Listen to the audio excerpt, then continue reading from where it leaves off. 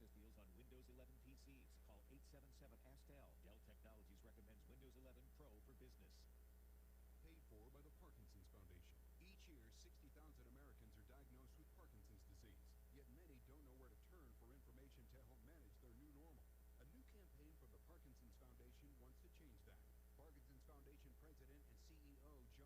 For some, Parkinson's diagnosis comes as a relief, an explanation for previously unexplained symptoms. Others may be stunned, struggling with what the future may look like. As you begin processing your emotions, it's important to know you are not alone. The Parkinson's Foundation created the program Newly Diagnosed, Building a Better Life with Parkinson's, to get important information into the hands of people with Parkinson's. The foundation offers many resources, including a free kit with information to help you get started on your Parkinson's journey. The Parkinson's Foundation is working hard to close the gap between a Parkinson's diagnosis and the essential resources that can inspire and support people new to the disease. If you or a loved one has Parkinson's, please visit parkinson.org for more information. Now, your WBRZ traffic update from Ashley Fouché. The traffic part of this shift is turning out to be easy so far, and that's what you guys want to hear. No big problem spots out there. Baton Rouge police, though, are working one accident south of LSU's campus, Nicholson at Jennifer Jean. I'm not seeing a whole lot of delay from this, and it doesn't appear to be an injury-involved crash. I-10 at Perkins, wide open. No slowdowns as you start off your morning drive, headed into downtown, no big deal. If you just hopped off the bridge, traffic moving smoothly. 9 minutes from SNLA 1, and that means both sides of the bridge are cooperating, and no problems coming in from Denham as well. So far, 8 from Denham to Airline. Make sure you watch your speed limit. See an accident? Report it at WBRZ Traffic on Twitter. This report is brought to you by Wbrz, where you can get up to $170 off instantly with the purchase of 4 Bridgestone tires. Visit wbrztire.com to learn more. You guys, the first thing you got, I'll tell you before the show goes. Cool. Thank you. Who this? Complete collision will be the first thing you have. All right.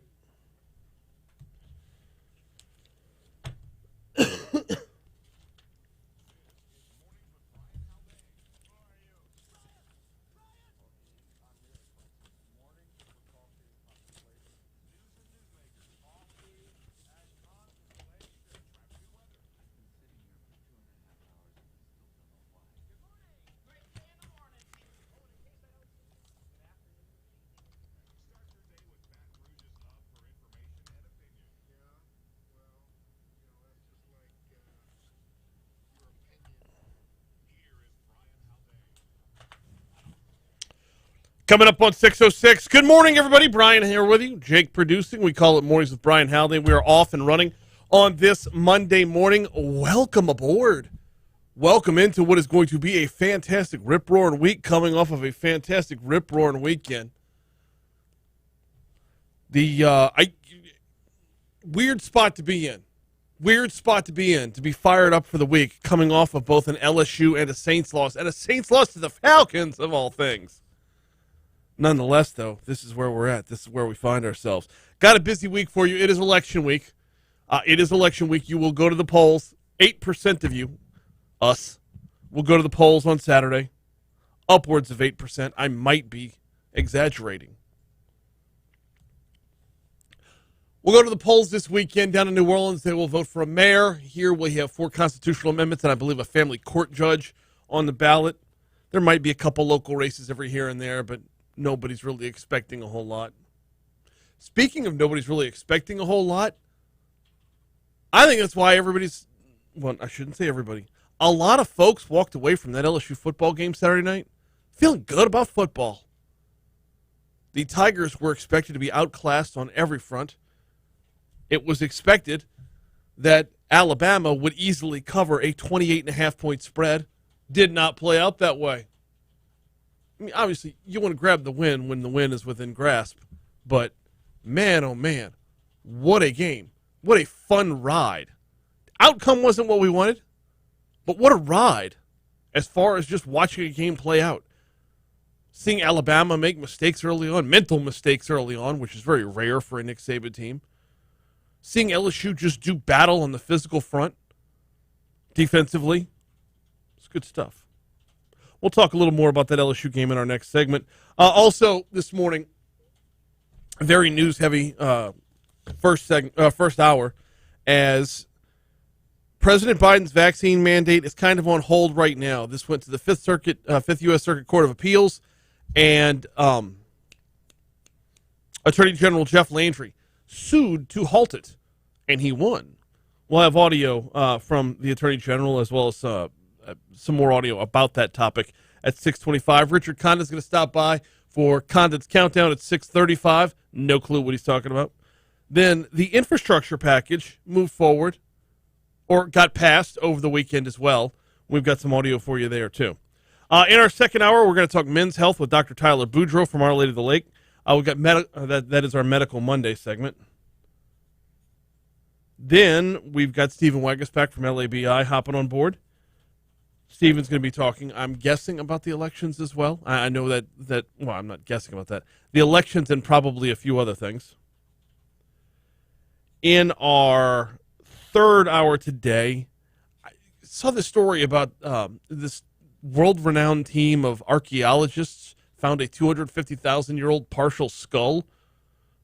Of course, there's an LSU connection there. That LSU connection is Dr. Juliet Brophy. She's going to join us at 8:15 to talk about it.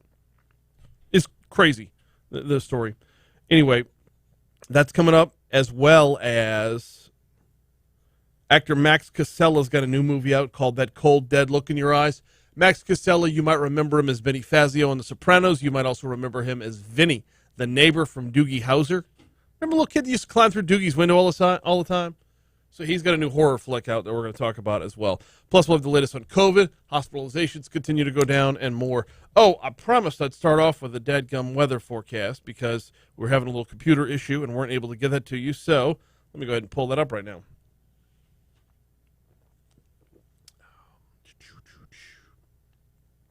Here is what we're looking at. We're looking at a high of 75 today. Overnight low tonight gets all the way down to 45. Tomorrow tops out at 75 and gets down to 52. We get up to 76 on Wednesday before rain gets back in the forecast on Thursday. Got a 60% chance of rain on Thursday with a high of 77. Now, that 60% chance of rain on Thursday also brings with it more cool air. You're going to see this pattern repeat itself for a while where it rains, it gets cold, it starts to warm up. It rains, it gets cold, it starts to warm up. Our overnight low Thursday night's only down to 52, but watch this. Friday morning, or I should say Friday, our high is 72. Overnight low Friday, 46. Overnight low Saturday, 40. High on Saturday is only 62. And then it'll start to warm up again as we move into next week. And then I'm sure by next Thursday we'll repeat the pattern. So that's what we're looking at for this week. Right now it's 50 degrees in downtown Baton Rouge. And we are actually due up for our first break. We're going to talk sports when we come back.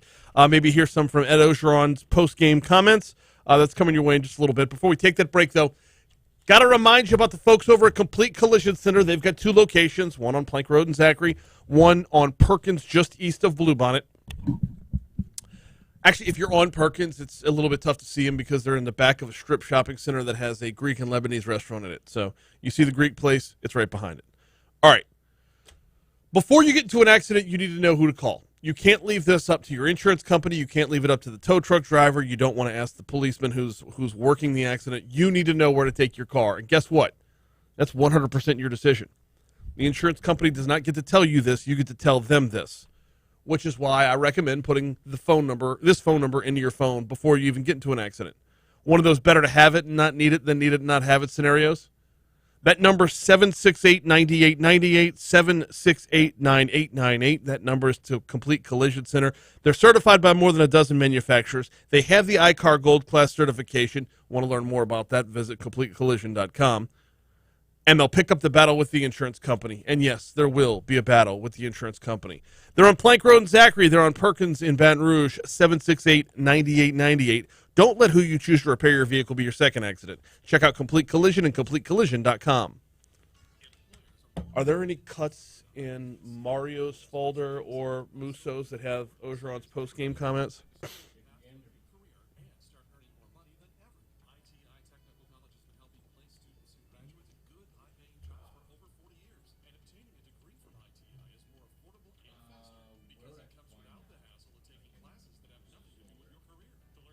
Just in his AFR folder. Does he have one started for today? No. I'll check Mario's. Since 1941, Calandro's Supermarket has been part of our Baton Rouge community. I'm Jay Nakoti, and when I shop locally at Calandro's Supermarket.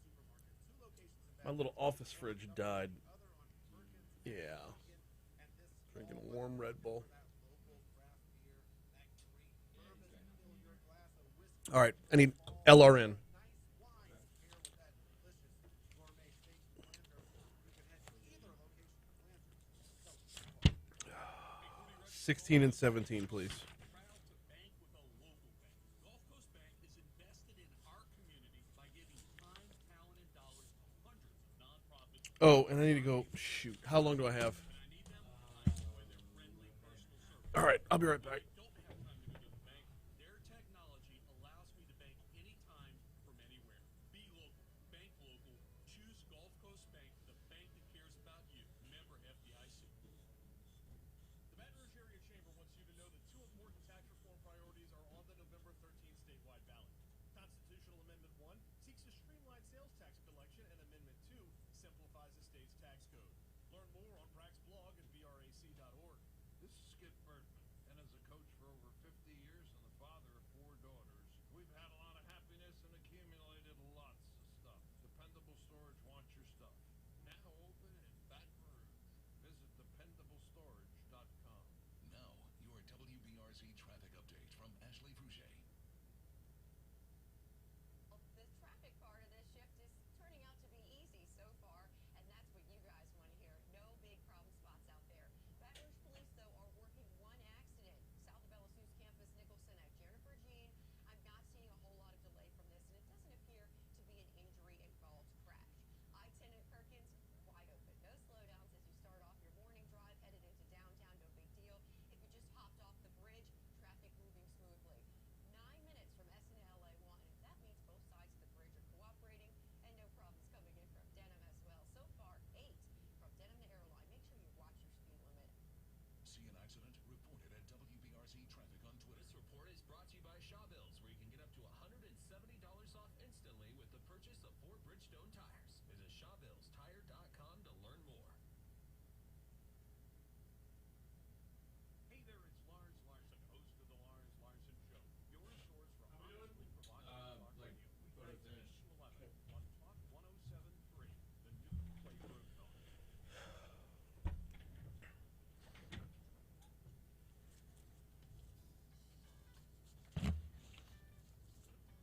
16 and 17? Yes, please.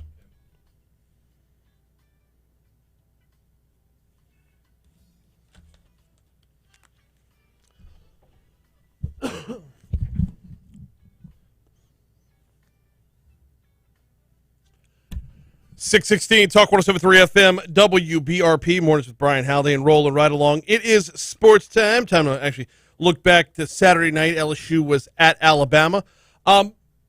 You find me anybody, I mean anybody, who thought this game was going to be close or that LSU could have been in a position to have won it late, and I'll find you somebody who's just straight up lying, because it was across the board.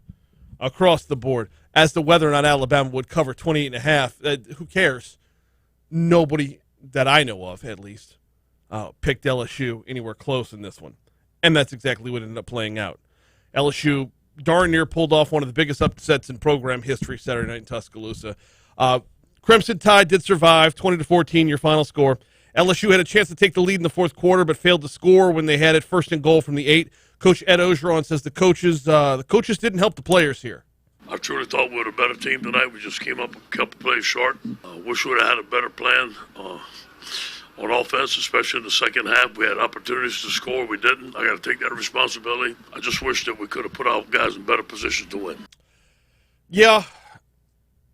The only upsetting part here was you were hard-pressed to get any offense against an Alabama defense, which is normal. LSU's defense stood up to Alabama's offense, which was fantastic. And that's the part that I don't think anybody saw coming. But when you're that hard-pressed for offense and you need 8 yards in one play, it's going to be tough to do. So the question would come up, why not just kick the field goal right there? You're down by 6. You're moving the ball a little bit, but if you've got a team that is giving you just a smidge, And the question comes up right then, hey, you don't know if you're going to be back in this position to have another shot at it. But if you kick the field goal there, and then now you're only down by 3. You don't have to you don't have to get it all at once. But the fact that they were in that position at all was just phenomenal. Defense was just off the chain, holding Alabama to just 6 rushing yards, a net of 6 rushing yards. First time the Tide has not scored more than 30 points in 34 straight games, which, by the way, was an FBS record. 3 games to go for LSU. They all will be at home starting this Saturday night against Arkansas. Coach Orgeron says he wants to see a similar effort the rest of the way. This got to lead into the last 3 games. We got to play the last 3 games with the same fire, the same intensity, same fire we had on defense, and get better on offense. And I told them the next week in Arkansas, we got to get ready. We got to get ready and play well. Arkansas, by the way, coming off of a win. They beat number 17 Mississippi State 31-28 on Saturday. And, yeah, if you get that same level of effort that you saw at Alabama, if you get that same level of effort at home versus Arkansas, you're more than likely going to see a different result. Because while Arkansas has been pretty good this year, they're not to Alabama's level. By the way, huge shout-out to Ty Davis-Price. Just amazing across the board. A 100-yard rushing game for anybody on LSU's team at all this year in a conference game is to be commended, but putting up a 100-yard rushing game against that Alabama defense, even more so. Also, shout-out to Avery Atkins and Jack Mashburn. If you didn't see the fake punt, you need to go back and watch it. That is 26 yards of pure beauty. Saints dropped a stinker yesterday. I don't even want to talk about it. So we'll wrap up our sports segment here. Hand off to the Fox Business Report. When we come back, vaccine mandates look like they're on hold. We're going to be talking about it next, right here on Talk 107.3. Hey, coming up at 6:52, I'm going to need cuts 7, 8, 9, and 10. I have infrastructure written down on the paper, but I didn't write down what LRN cuts. Yeah.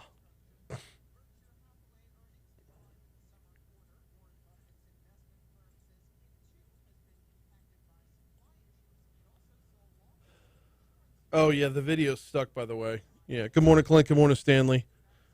Yeah, video's stuck with an empty chair.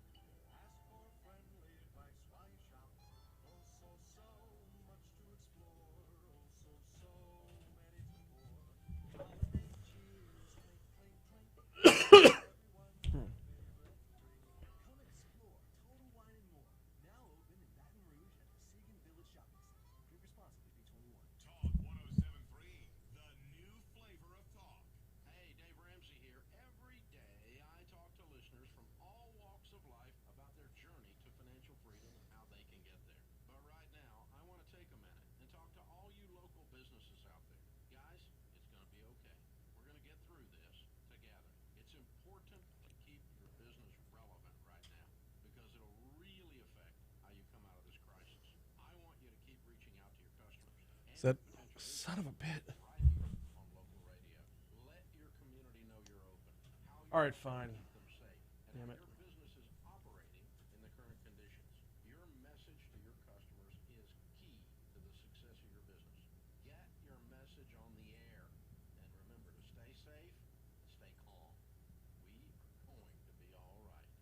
Dave Ramsey, weekday afternoons from 1 to 4 on Talk 107.3, the new flavor of talk. Now, your WBRZ traffic update from Ashley Fouché. Hey, what's up, Jay? What's happening, Rich? If you go here, that'll be how it's listed. Turning out to be easy so far, and that's what What's that? you guys want to hear. No big problem Can't spots you out there. Baton Rouge police, though, are working one accident. Y-O-U-T-U-B-E?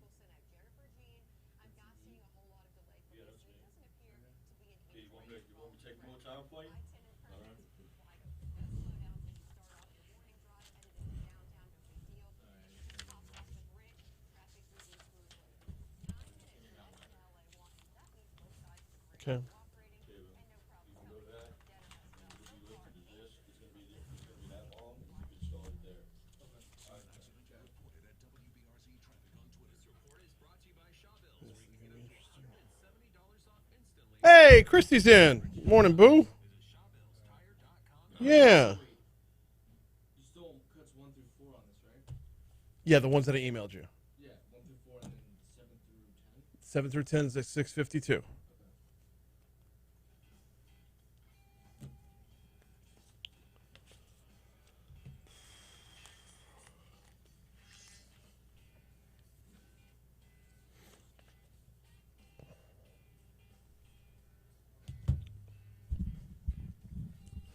.625, Talk 107.3 FM, WBRP. Mornings with Brian Haldane rolling right along. Richard Condon coming your way in just a little bit. Attorney General Jeff Landry picked up a big win over the weekend. We'll dive into that in just a second. I do need to remind you, Talk 107.3 and Citizens Bank and Trust are in the spirit to rock your holidays with $15,000 cash. There's 15K holidays. $15,000 would be nice to start off the holiday season. What would you do with an extra 15 grand? Head to talk1073.com to register to win $15,000 cash. Powered by Citizens Bank and Trust and Talk 107.3, the new flavor of talk. So Louisiana's Attorney General Jeff Landry picked up a big win Saturday. The Fifth U.S. Circuit Court of Appeals halted the Biden administration's vaccine mandate for companies with more than 100 employees. Landry put out a video when he announced the lawsuit, laying out his reasons for the challenge. Almost 2 months after the bill cleared That's not it.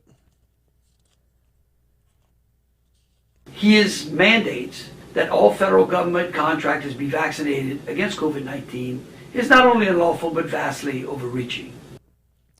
Landry says the mandate will directly impact the Bayou State, noting that about 60% of the state's budget is federal money, impacting both local governments and institutions of higher learning. Landry says when he first heard President Biden's vaccine mandate announcement, he thought perhaps Biden had forgotten this is not well, he used the word monarchy, which is not in the soundbite, but I think he just meant dictatorship. Surely he knew that this decision of an individual to get a shot is a medical procedure and not his to make. And that's what's come into question so much, is who gets to make that decision. And the Fifth U.S. Circuit Court of Appeals is saying resoundingly, you do. Not to be handed down to you from on high. Landry also says as the state's chief legal officer, the sole purpose of his suit was to make sure the federal government wouldn't be making choices for the state's residents. Now, Brian Trosclair, he's a grocer. He employs nearly 500 people at 15 different grocery stores that he owns in both Louisiana and Mississippi, was among those suing in federal court to strike down the vaccine mandate on private sector employees. Trosclair notes that those workers were hailed as heroes during the height of the pandemic. Now they're putting me in a position of making them get a vaccine against their personal beliefs, or I have to fire them and put them out of work and they can't provide for their families. Now, in how many fields was this the case? Where if you were let's say a frontline medical worker, a frontline healthcare worker, you're a hero one day and then vilified the next, not based off of your hard work, your work ethic, or what you put into it, but more along the lines of what you put into you. Speaking of the vaccine. Trostclair says the vaccine mandate goes beyond the federal government intervening in the health choices of his workers and potentially losing employees because of the mandate. And the loss of employees right now is, quite frankly, just not the right time. We already don't have enough labor. We already don't have, the supply chains are broken, and we're getting, 50 to 70% of what we're ordering. You got holes all over the shelves, and you got massive inflation. That's only going to get worse. It is, provided there's a mandate. The Fifth U.S. Circuit Court of Appeals put a hold on the mandate, though, so hopefully this will play out in a way that we could see us move forward where the numbers continue to go down, we don't see another variant, and we don't have to deal with this again. Now, the Biden administration has said the mandatory vaccine requirement for many businesses and federal contractors will result in more people getting vaccinated, which will help end the pandemic, which likely would have been true about more people getting vaccinated. I'm not so sure about ending the pandemic, though. But it does beg a lot of questions. And the biggest question I've had about this from the start, if you've got the authority to make the call for companies with 100 or more employees, what makes that 100 number so special? Why not 75? Why not 50? Why not a sole proprietorship? If you're all in on 100 or more as the tactic to get us out of the pandemic, then why leave millions of small businesses behind? I mean, we're talking about, according to the U.S. Small Business Administration, we're talking about roughly 40 million Americans work for businesses that have fewer than 100 employees. And that's not even getting into the gig economy. That's not even getting into the Uber drivers of the world, the Airbnbs of the world, those who earn, some kind of supplemental living while they're just kind of on the sidelines because of the pandemic. You're not even talking about that.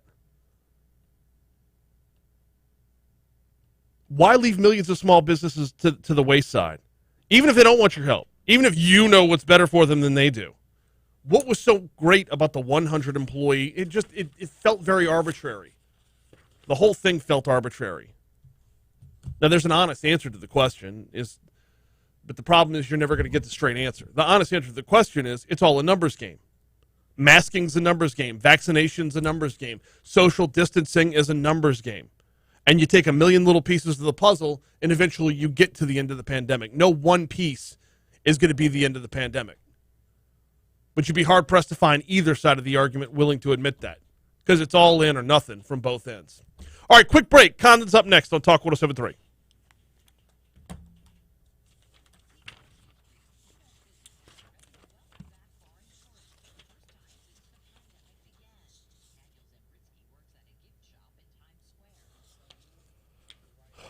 circle back to that later. Cool.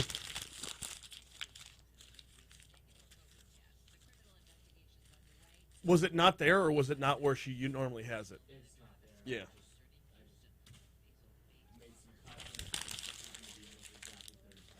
Okay. All good.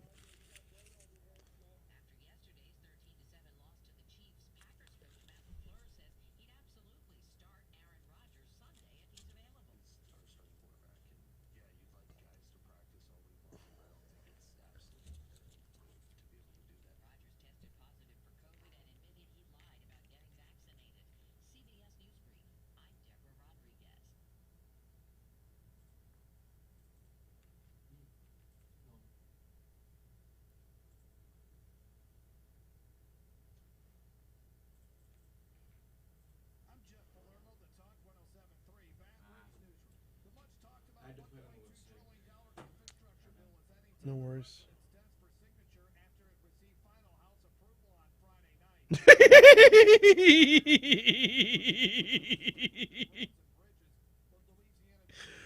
Oh my gosh. If you haven't seen Justin Jefferson's block on Dalvin Cook's run, you need to. Holy crap, that's so good. Here, you don't have to. I got it right here.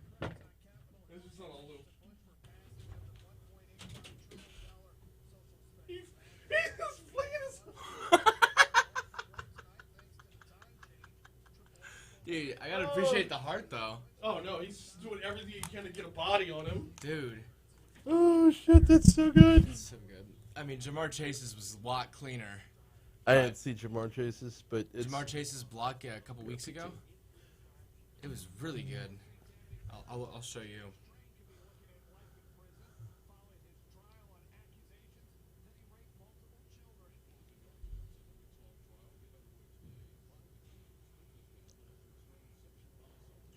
This happened a couple weeks ago against the Lions.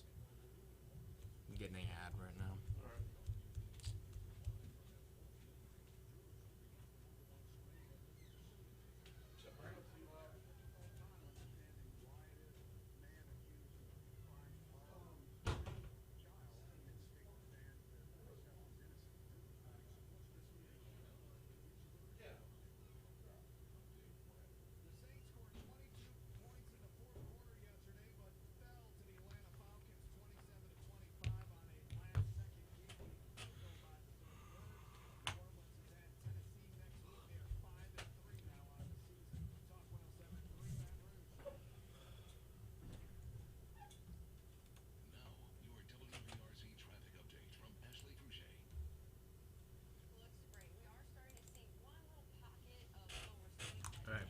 Here's that block.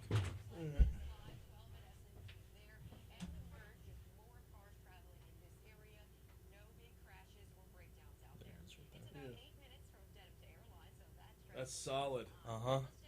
Nice. Literally leads the charge. Gives Joe Mixon that touchdown. Byron says a smarter option would have been to propose a tax incentive to employers that could be passed down to employees as vaccination bonuses. Absolutely, that would have been a smarter option.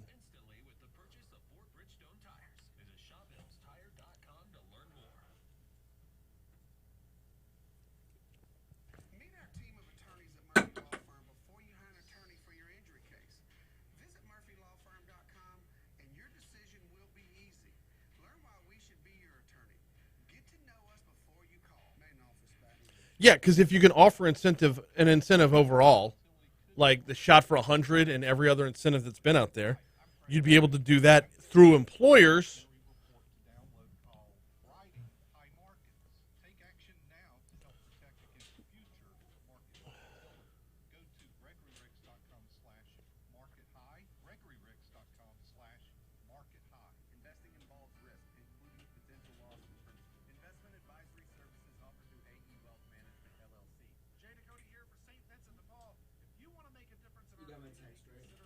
BRPT, yeah, but I'm not going to get to it till 52. Like to give Richard some room to run. Dude, what's up, boss? Oh, you know. Hey, Jake, I'll probably throw it to you for that in the beginning. Is this what you wanted? Yeah, that's cool. I saw the screen. We good. What you doing, babe? Oh, you know. Had to come up during the day yesterday. Oh, no. Oh, there's already headsets over there. Left my jack. I don't think it's plugged in, though, Oh, but okay. it's there. Oh, hell, they got a jack in there. We good? Oh, yeah.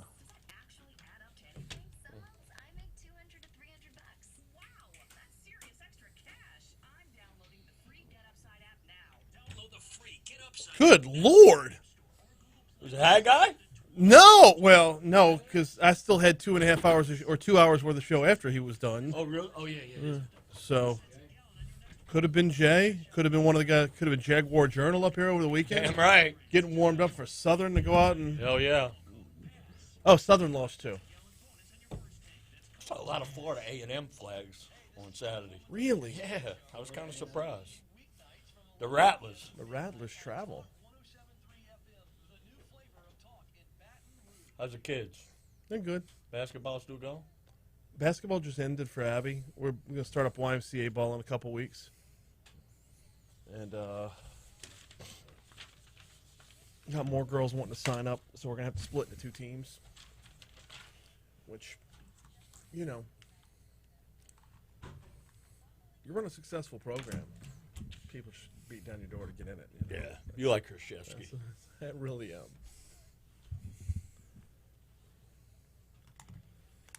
need to get some assistants in there so I can start that Haldane coaching tree, you know. Hey, man, yeah.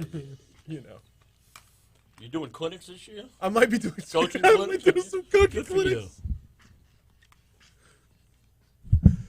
638 Talk 107.3 FM WBRP. No better way to start off your week. Firing out the blocks. Richard Condon Good comes morning, in. Big. Hey, Good morning, world. How's Rich, everybody what's happening? doing? I'm golden, brother. How are you? Can I go down memory lane for just a second? Evidence has shown that you can. Yes, a moment that will live forever in my life, a special moment. Okay. And for you, too, and a lot of older Saints fans. It was 52 years ago today, Haldane. This happened in Tulane Stadium.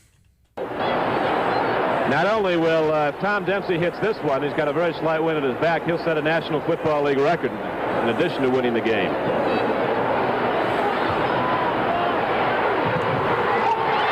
I don't believe this.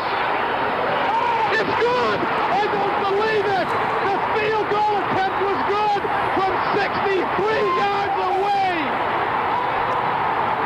Great moment in Tulane Stadium, Big. Great moment. I mean, that's a record that has it been broken or just I think tied? last season. I think somebody last hit season. 64, yeah, 65, something like that. Yeah. Tom Dempsey passed away April of last year, but just a great moment. And by the way, I wanted to ask you, Paulson Adebo giving up that long pass late in the game yesterday. Yeah. Did he remind you of Jason David, Alex Molden, or Johnny Poe? Johnny Poe. Johnny Poe. Yeah, Good old I would number go with 25. Poe. I would go with Poe. You know, Poe's the only defensive back in the history of the NFL that the receiver would come up to him before the snap and tell him exactly which route he was running, and Poe still couldn't stop him. I'm pretty sure that actually happened. No, I'm telling you. So bad. To be fair, though, Johnny Poe had to go up against Jerry Rice and Henry Ellard and Flipper Anderson. And B, first off, I got to shout out to LSU's football team. I Yes, get sir. it. It was a loss, but man, I thought at halftime Saban had ripped them behind, and Alabama would come out in the second half and dominate LSU, and LSU with a lack of depth. The one thing I wanted to see, and I speak for every LSU fan here, is that they wanted to see this team play with pride. They wanted each and every athlete to realize you're representing yourself, your family, and the university, and they sure in the hell did that on Saturday. They did. I mean, that was impressive. So good for those young student athletes. There's only so many times you could say next man up. I mean, LSU is down to just you and me going out there because they're down to just out of scholarship players at a certain point. Well, that would be me going out there, and then if I would get injured, they would call you in. Probably. Now, check this out.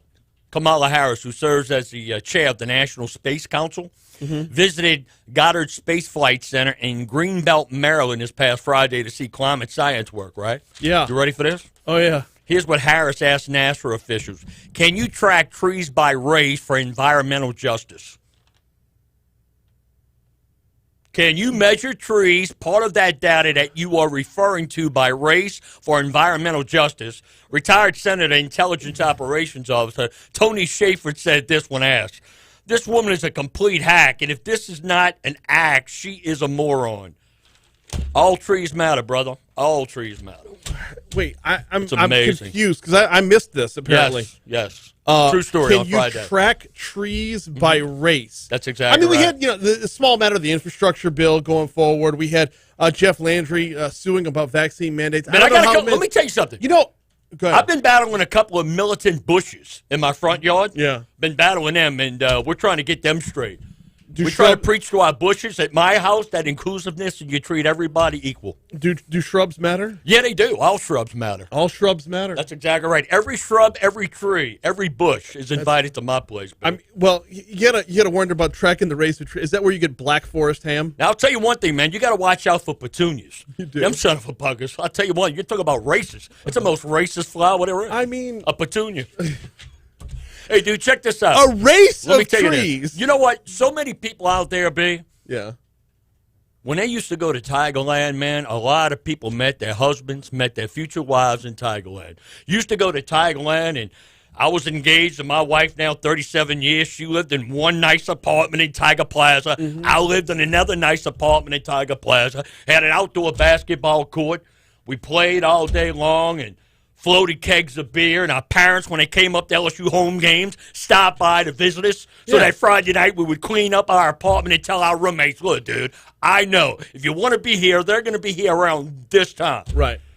In the cesspool, in the blank hole, in the third world country, Tigerland has become terrible. Shocking. It's terrible. How come the two areas that mean the most to me in my life as a small child and an adult are now cesspools? The Irish Channel and Tigerland. And those are not the only two areas. It's so sad. You get 2 more people shot yesterday in Tigerland. It was amazing. I'll tell you. It's not students anymore. Well, I get that. I understand that. Well, I mean, newer places, nicer places have been built, and the concept of Tigerland is in the rear view There's mirror. a bunch of neighborhoods that are like that, and they were nice at one time. Forget about who used to live there, but what's going on in these areas of town? Tigerland? Yeah. If you would have told me that when I moved out of Tigerland in '83 that one day, you follow me? 38 years later. Yeah. Then all of a sudden, guess what? It is a cesspool, man. Places are falling apart. People are just hanging out in front of places. It's decrepit, cars on blocks, shots being fired like it's New Year's Eve. Yeah. It's just a joke, man. You It's absolutely embarrassing. I lived in Tigerland 14 years after you did. My wife lived there like 2 years after, or a year after I did. Different apartment complexes, but I mean, I lived on Bob Man, Pettit. bring back the I lived days. on Bob Pettit. Yes, It was, bring back the days. It was 25-cent drafts. Yes. You rode the mechanical bull at Zachary's. You came out and you were pissed because you didn't know if you were loaded and you couldn't find your car, or they hooked that son of a bugger. Yeah. Those were the days. You know, those were the days. As irresponsible as it was, you even missed the whole university trying to get back to your dorm. you know, You wind up on a bridge. You see Johnny Jones coming back the other way. You jump behind him, and he gets you back to campus. I don't know if it's coincidence or just the timing of it worked out, but it all started going bad as soon as it stopped being Sports Illustrated. You think that's what it was? When it went from stopped Sports because it Illustrated to was sports, and once it went to Reggie's, the whole place went to hell. I think it started going down when it was no longer Zachary's. I don't even know Zachary's. Oh, come on, man. What? When they got ready to turn on the lights at 150, played a little Casey and the Sunshine Band. I mean, they had the Tiger Bar. Right when you cross the track, Zachary's was on the left. On the left. That's where Tiger Bar is at. Right. Or I was, and then it was Stadium Club. That Ty for a while. Duhon used to run. Okay. Tiger Tide. All right. Yep. I don't see. I knew the Tiger. I knew 32-ounce Purple Haze really well. Coach, you ready for this? They did a worldwide survey. Over 10,000 young people, 16 to 25, because of climate change. How about this? 53% are getting mental care. Anxiety, depression, mental issues because of climate change. And you know what, B? Unlike me, my kids are normal because the only thing they worry about of climate change is what to wear out the place that day. That's their idea of climate change. You know, do I wear a light jacket? Do I Here's go with the a thing. tank top? Biloxi? What do I wear? I don't even blame the kids for this. I blame the people who are asking the question. Because, look, you tell an 18-year-old the world's going to end in 10 years, they're going to be scared about that, and it's going to cause mental issues. But you know what, Rich? My generation has been told every year or every 10 years that we're all going to die in 5. I mean, date this all the way back to the late 70s when they talked about acid rain. Yep. We were told in the 80s the world was going to end in 5 years. I'm still putting butter on sunburn.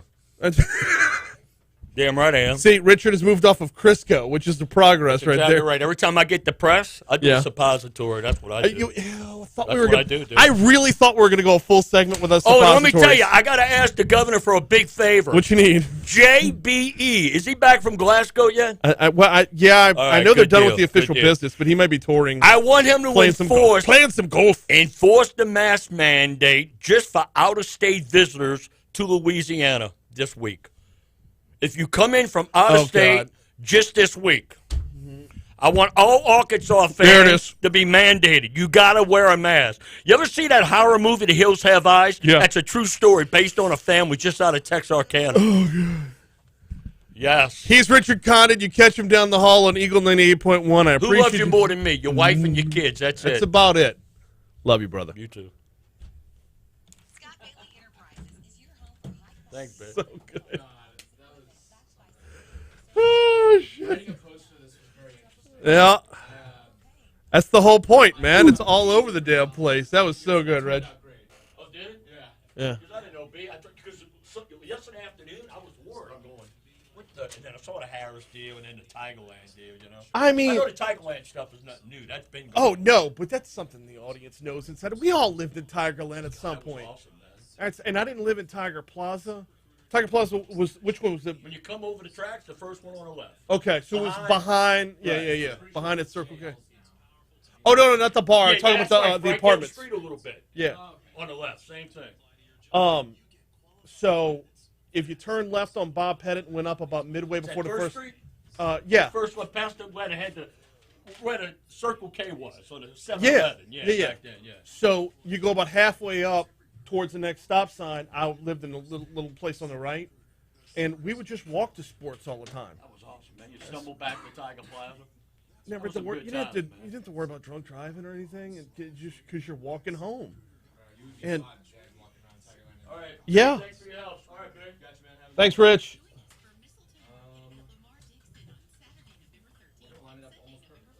All right. I'll do BRPT on the way back in. I've got those 4 cuts for you. And then, yeah, I dubbed a Cassidy's full statement's like 46 seconds long. If we have room for it on the back end, we'll play it. If not, don't worry about it. Yeah, 7, 8, 9, 10.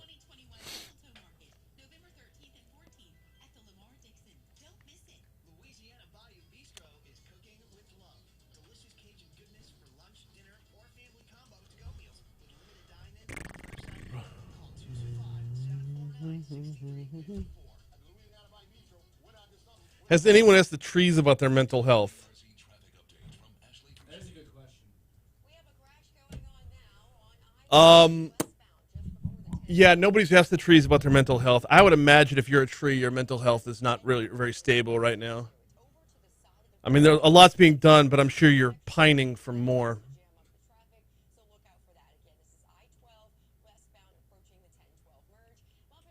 God, was that out loud?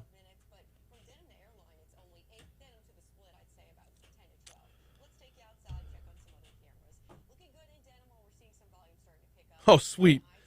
Debbie says, I remember the radio going out and everybody running outside asking if it was good. Talk about the Dempsey field goal. You could hear the crowd. Lived off Jeff Davis and Tulane. Well, shit, you were right there then. That's awesome.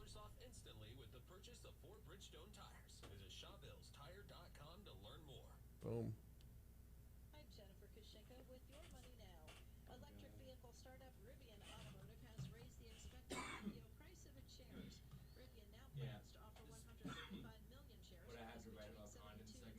Yeah. It's about 60 words of all of it. Because he talks about 60-yard field goal made in 1970. 63.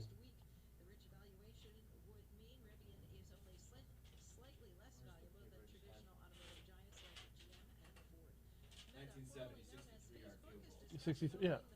That's. Oh, I thought you said 60-yard field goal. So that happened. Talking about Saints cornerback Paulson Adebo against the Falcons. Vice President Kamala Harris and Shrubbery. What Tigerland was like back in the day before seeing what it is now. All right. That was the whole segment. It was a thumbs up for me. Cool. Get a jump on planning your meals for those busy work and school nights with Omaha Steaks. They have all your fall grilling covered with easy, delicious, quality meals delivered straight to your door. Go to omahasteaks.com and type quality in the search bar. Shop the deluxe grill out assortment. It includes over 30 entrees like the bacon wrapped filet mignons, filet mignon burgers, gourmet jumbo fries, sides, and so much more. Plus, when you use code QUALITY, you'll save over 50% on your order, and you'll get 12 free Omaha Steaks burgers. These are basically a steak between buns. Make memories with your family and friends and give them an experience they will truly cherish, and order Omaha Steaks. It isn't just steak, it's the best steak of your life, guaranteed. Visit omahasteaks.com, keyword quality, and save over 50% Cut 7 through 10 and then grill out Cassie's assortment. thing. Plus, get 12 free Omaha Steaks Yes. burgers and enjoy a delicious meal with the ones you love. That's omahasteaks.com, keyword quality.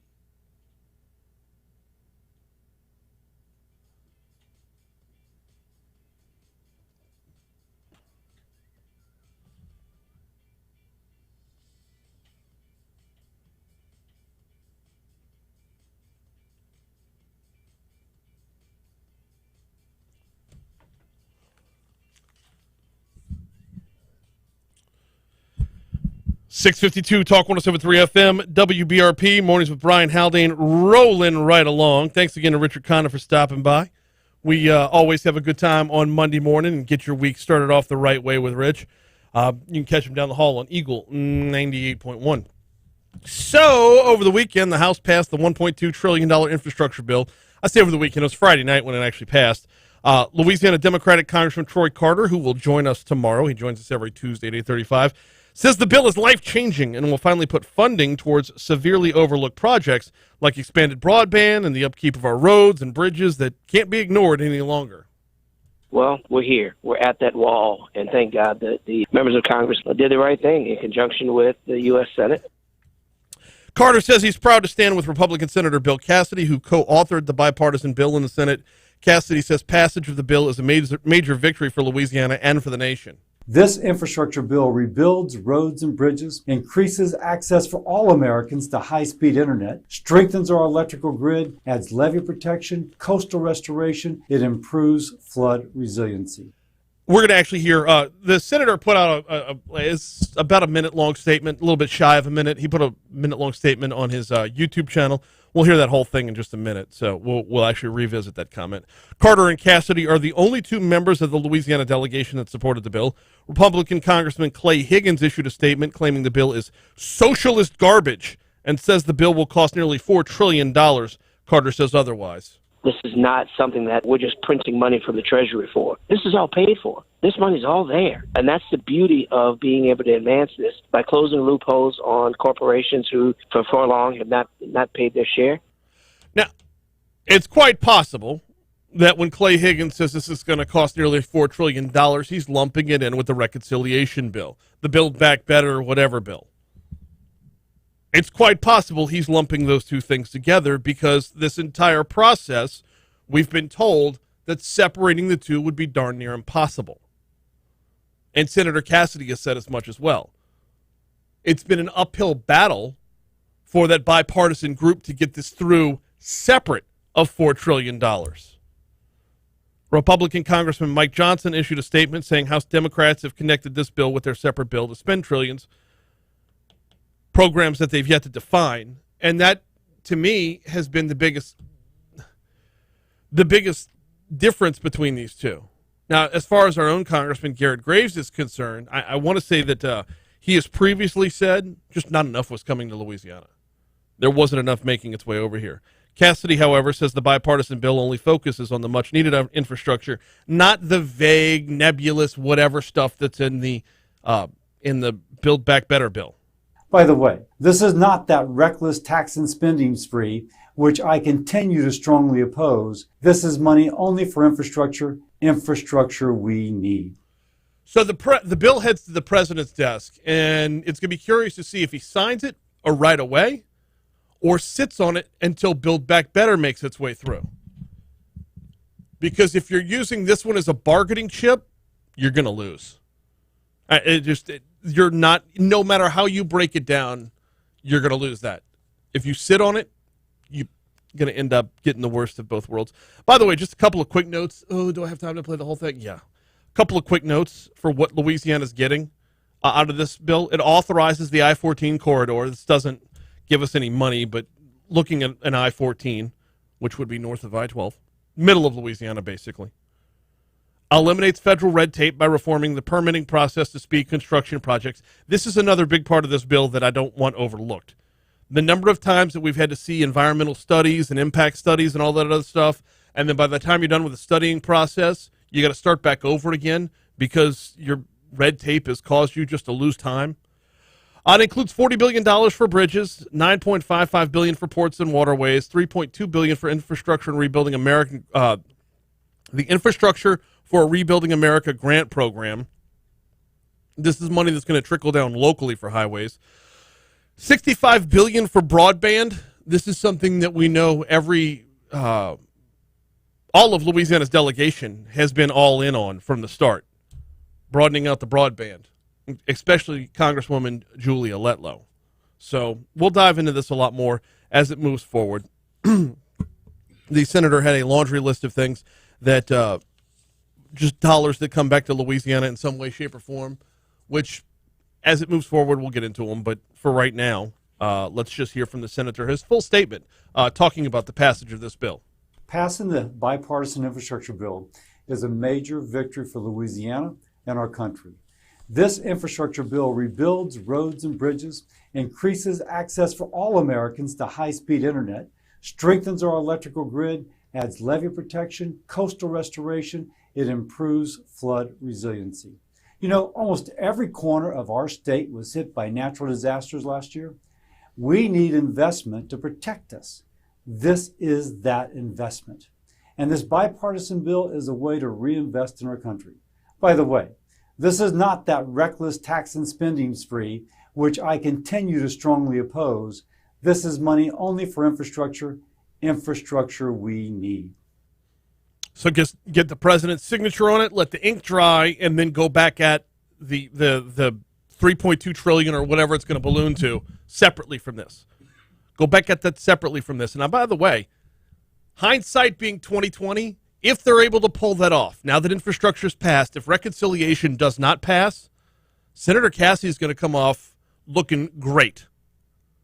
Because everybody told him from the start it's going to get lumped back in. It's going to get lumped back in.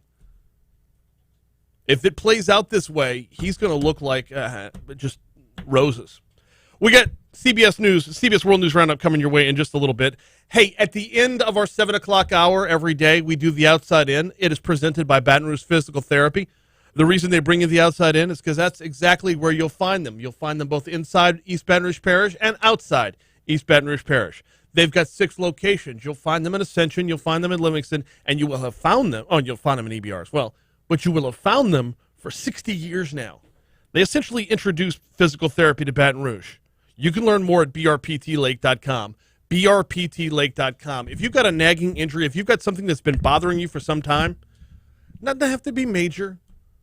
Just lifting with your lower back, hunched over a computer screen all day long, whatever the case might be. If you think physical therapy might be a path for you, visit brptlake.com or call 917-9185 for your free screening today.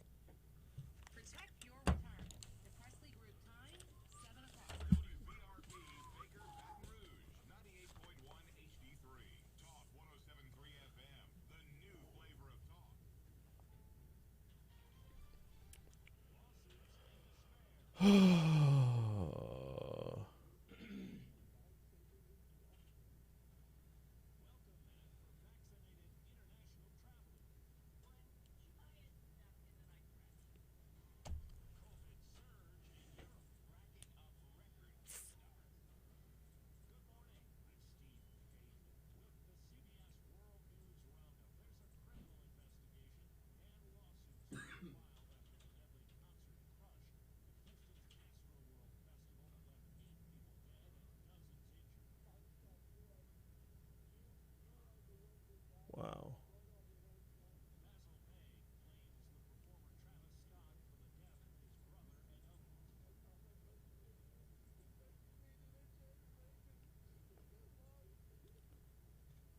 All right, I gotta get my water out the fridge or freezer.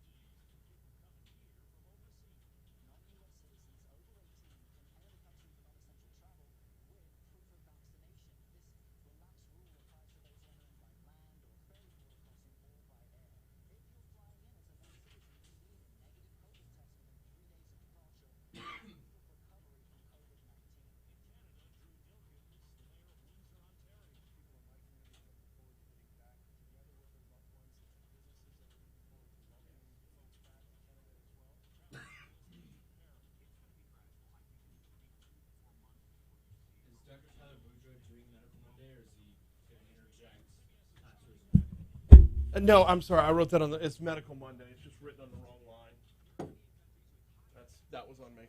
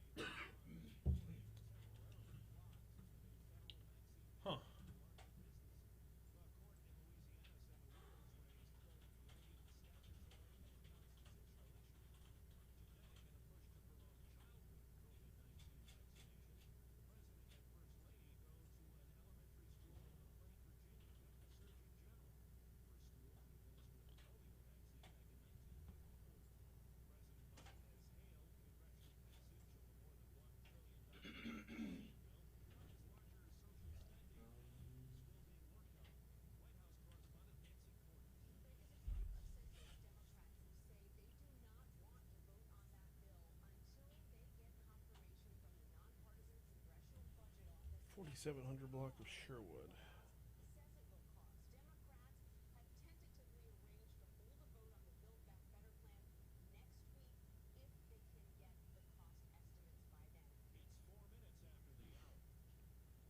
Now, your WBRZ traffic update from Ashley Fouché.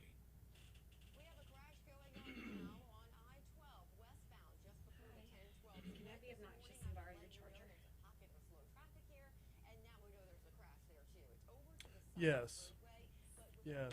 Trying to figure out why that's obnoxious. Is that obnoxious? Well, because who doesn't charge their phone at night? I just looked at it and didn't think about it. Thank you.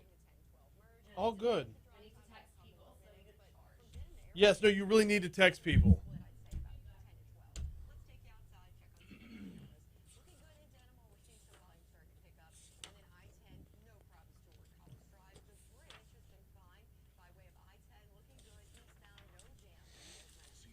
Story number 3 this morning is up to the minute. Brought to you by Shawbills, where you can get up to $170 off instantly with the purchase of 4 Bridgestone tires. Visit ShawbillsTire.com to learn more.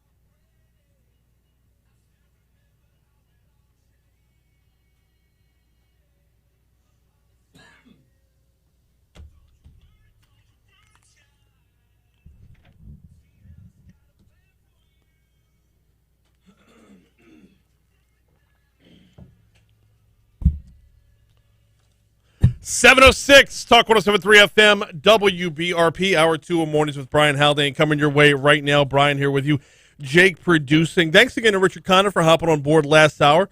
Wow, that segment was all over the place. If you missed it, it'll be available on demand at talk1073.com, though I highly recommend, if you're not following the show on YouTube, subscribe to the YouTube channel. Just Mornings with Brian Haldane on YouTube, very easy to find. And there's so much more content there than there is actually on the air. But after the show's over with, you could rewind and go back and watch that segment. It happened about half an hour into the show. Condon starts off our week every single week. This hour, Dr. Tyler Boudreaux from Our Lady of the Lake hops on board for Medical Monday. That's in our next segment. We're going to be talking about men's health, and not just the typical men's health that you'd think of. I mean, we all think of like heart health, got to lose a couple pounds, that sort of thing. No. There's a lot going on in men's health that we're going to address. Then Stephen Wagasback from LABI hops on board at 7:35. And, of course, we'll round the hour out with the outside in. Right now, though, we start the hour off with top stories and trending. Let's go.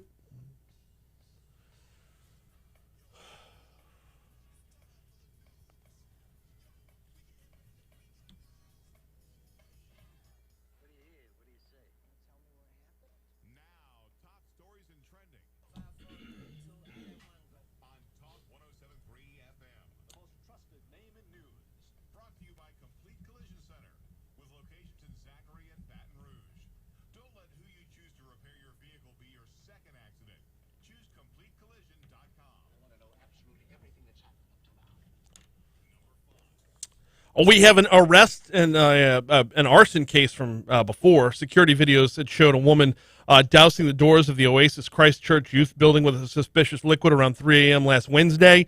Quote, whatever you can imagine gasoline smelling like, said Church Administrator Shalonda Golden. It was a strong smell of gasoline, or strong smell of that. Even hours after she was gone, we could still smell it through the building. So that's the story about the attempted arson last week. Well, we've got an update. Police arrested 58-year-old Lizzie Baines for attempted arson of a religious building Sunday after pouring flammable liquid on several church vans and the Oasis Church building on Wednesday. She was all over security footage when the incident happened. The 2020 hurricane season ended up costing insurers in Louisiana more than $10 billion. Insurance companies on track to pay at least that much, covering Louisiana claims from damage caused by hurricanes Laura, Delta, and Zeta. This, according to Insurance Commissioner Jim Donnellan. The number could still grow slightly larger. The insurance department said policyholders have 2 years from the date of the storm to resolve their insurance claim before they have to file a lawsuit to preserve their rights to continue negotiations with insurance companies. Nearly 324,000 insurance claims have been filed for Laura, Delta, and Zeta combined. Of those, more than 218,000 have been closed, with $8.6 billion in payments through September 30th. Donnellan's office said insurers have set aside another $2 billion to pay other unresolved claims. Up to the minute with something going on in traffic right now. One person was injured in a Monday morning wreck on Sherwood Forest Boulevard, officials say. Grabbing this from our news partners at Wbrz, the extent of the individual's injuries has yet to be confirmed. However, officials say a person was taken to a medical facility for treatment. This is a crash. It happened just before 6:30 this morning within the 4700 block of Sherwood Forest Boulevard. The 4700 block of Sherwood Forest Boulevard, I believe, is just north of Coursey. So expect some additional delays in that area this morning. 2 people were shot yesterday afternoon at the Tiger Plaza Apartments. Baton Rouge police responded to the shooting shortly after 1 p.m. on Alvin Dark Avenue. Police said one of the victims is in serious... You know what? I lived on Alvin Dark. I didn't live on Bob Pettit. Bob Pettit was the main drag. And you turn left on Alvin Dark. I'm sorry. I'm dialing back in my head to what we were talking about with Condon. We're talking about Tigerland's heyday, by the way. Police said one of the victims is in serious condition. The other suffered non-life-threatening gunshot wounds. That is all the information that was available at the time of, the time I printed the story. A man booked in 2019 on charges tied to prostitution is now accused of forcing at least 2 juvenile girls to have sex with strangers at a Baton Rouge hotel. The Department of Public Safety said 26-year-old Cavante Reed was arrested Saturday on human trafficking charges when law enforcement officers uncovered a sex trafficking operation after they found 2 girls, aged 13 and 14, at the Shades Motel on Airline Highway back in August. The teens told investigators that a man known to them as Weedy had set them up plays by phones with other men. Arrest documents noted that plays is a commonly used slang term for prostitution. Officers were able to obtain room records from the hotel, determined the room was rented out to Reed. One of the victims was also able to identify him as the culprit. Reed, by the way, was arrested back in 2019 on similar charges. At your top stories, here's a look at what's trending this morning. Clinical trials are underway for COVID-19 oral therapeutics that was discovered via LSU-developed AI. According to a Friday morning news release from LSU, Skymount Medical has partnered with Riverside University Health System, or RUHS, Medical Center to conduct the first U.S. clinical trial on the efficacy of COVID-19 oral therapeutics discovered by researchers at LSU using artificial intelligence. The testing will be conducted through RUHS Medical Center's Comparative Effectiveness and Clinical Outcomes Research Center in Moreno Valley. It'll evaluate the combined effects of an already FDA-approved cancer medication and an already FDA-approved antiparasitic agent, both approved for humans, on patients with mild to moderate COVID-19 symptoms that don't require hospitalization. Both of these things are already FDA approved. I say that now because you know what's going to happen if they move forward with it. Well, it's not approved for this. Yeah, I know. That's a look at your top stories in trending. We got a quick break coming your way. We got Medical Monday on the back end of that break. In the meanwhile, got to ask you, got to remind you, the folks over at Mathern's Market, 2 locations, one downtown on 3rd Street. The other is on Nicholson, right across the street from Tiger Stadium. If you're looking to get together your Thanksgiving dinner, if you want to just hand off a few of those sides, you want to lighten that load in the kitchen before Thanksgiving, Mathern's can help you out. They've got a ton of catering options. All you got to do is call and ask about them. 347-6074. 347-6074. I was by Mathern's on Saturday. It's kind of an away game tradition for me. Swing by Mathern's, pick up some Topo Chicos and a Red Bull, and then for an away game, because I'm not tailgating for an away game, right? Or there's no tailgates to visit, I'll grab a couple of items to nibble on during the game. I went with a club sandwich last time, and it was really, really good. And it's just one of thousands of items that they've got over there. They're a full-service grocery store, and they're not just for students. They're right across the street from Tiger Stadium on Nicholson at Skip Bertman Drive in the Nicholson Gateway Shopping Center. Check out Mathern's.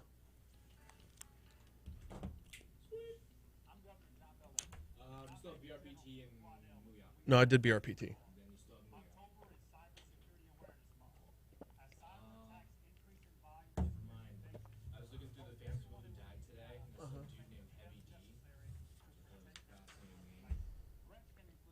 Yeah. Not Louisiana. Yeah.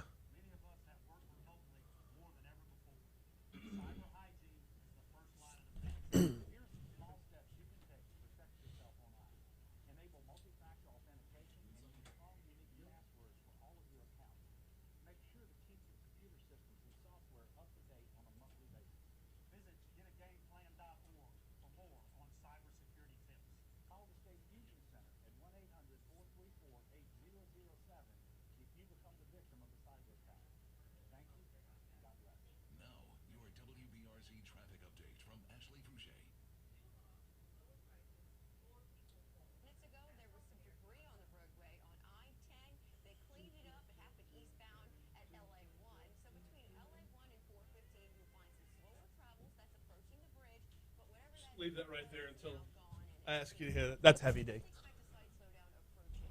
When would that be? What? When you do the celebrity deaths. Yeah, yeah.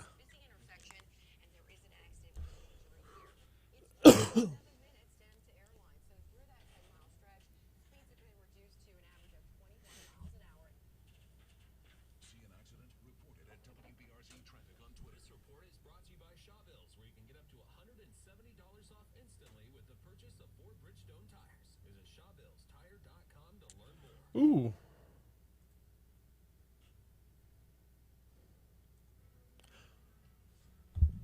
There's a Medical Monday open.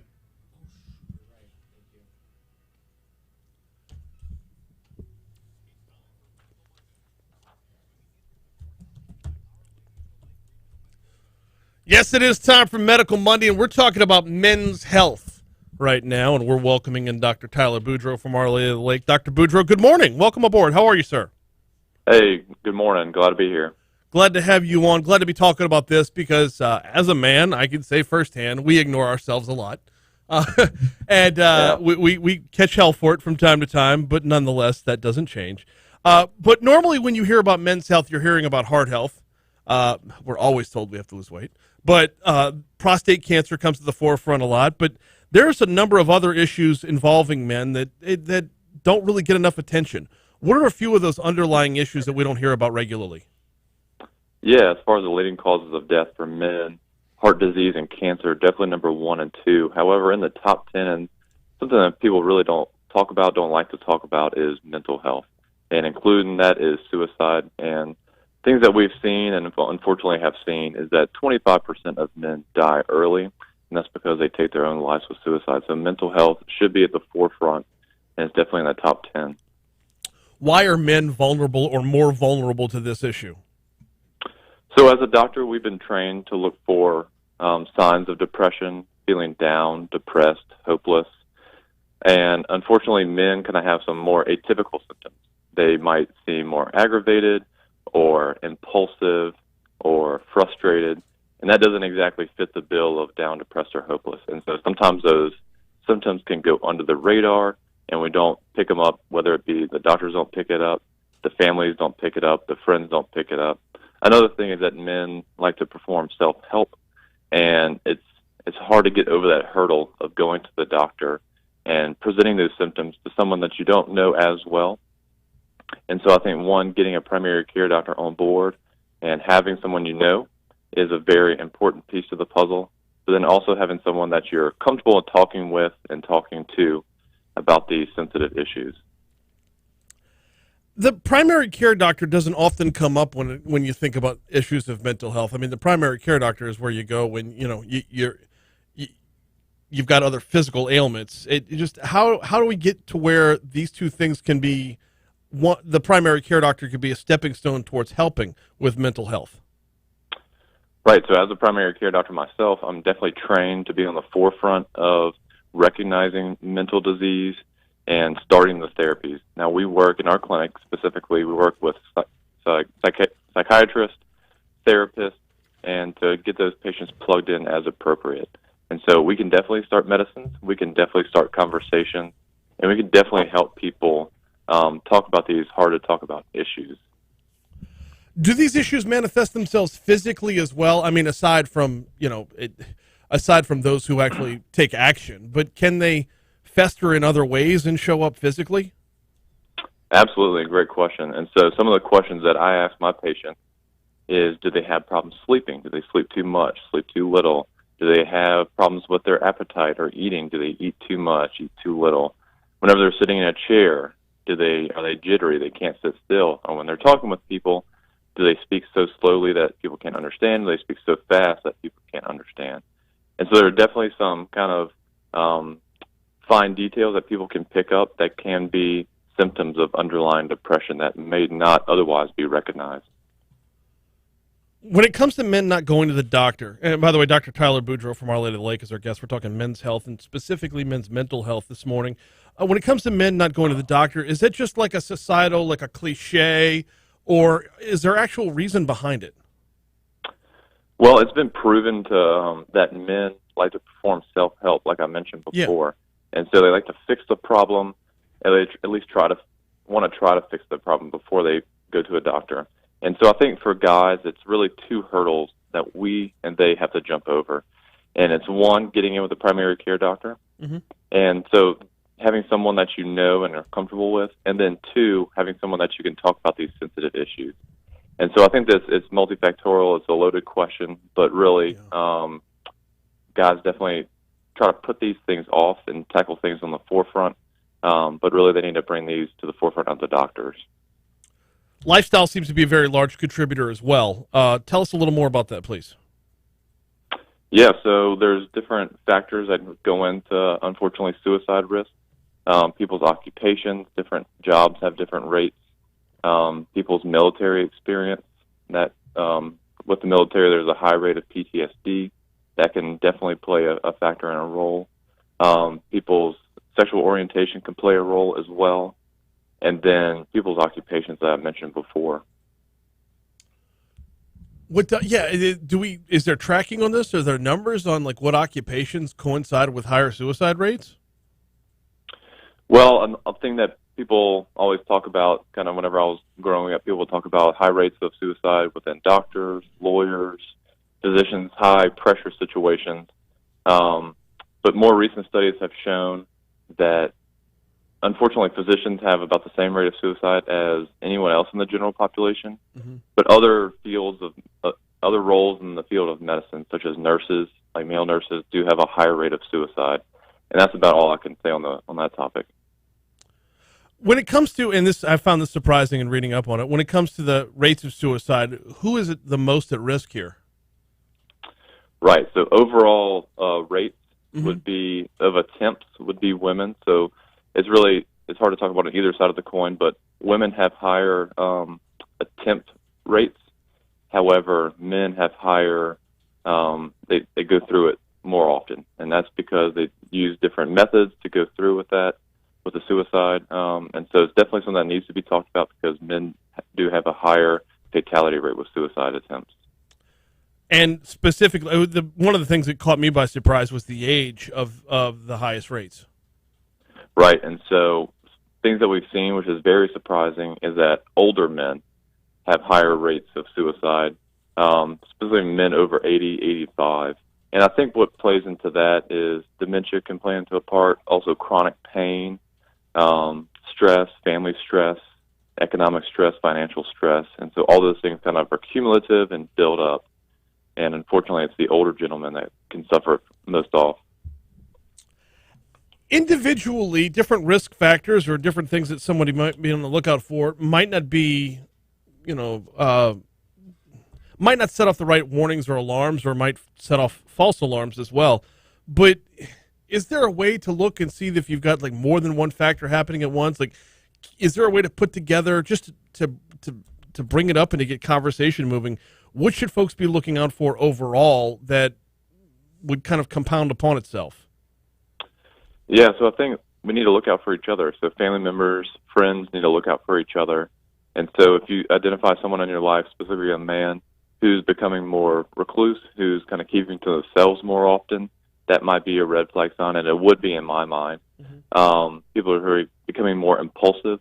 And so things that might be seen as more macho, maybe drinking a little bit more, maybe doing more drugs, that could be definitely a red flag sign. And so these things kind of add up over time, and I think if we don't think about it, then we're never going to recognize it, and we're always going to miss it. Yeah. But if we at least think about it, we can identify those people. It gets to be a tough conversation, though. I mean, a lot of men just want to be left alone. So that's the reclusiveness. And then there's the whole concept that, you talk about being more impulsive. There's the term midlife crisis as well. And so it's a tough path to walk because individually it might not be something. So how do you walk through, or how do you go about addressing it without ruffling feathers, addressing it out without, contributing to the problem? Right. So I just always open up the conversation to a patient. So I'm always appreciative, and I always thank the patient for trusting me to come talk with me. But then I always say, look, I'm not trying to push anything on you. I'm not trying to push medicines on you. I'm not trying to push referrals on you. I'm more than happy to have a conversation with you, more than happy to start this journey of conversations or treatments with you. I can definitely spearhead this. And I think guys really need someone, almost like a trade-off, a business trade-off, is, hey, help me help you. And so if you help me in this form, I can help you in another area of your life. And so they really just need someone to talk with. And but really, no one wants anything pushed upon them, especially nowadays. And so I think just starting the conversation, being open-ended, and allowing the patient to really drive the conversation is really key in this situation. Are we still at a point where men, all of us, are still just, we were all raised to suck it up, walk it off? I mean, is that still an overriding factor in all this? I think that question, if I had to draw a line in the sand, I'd say 40 and above, yes. Maybe below 40, no.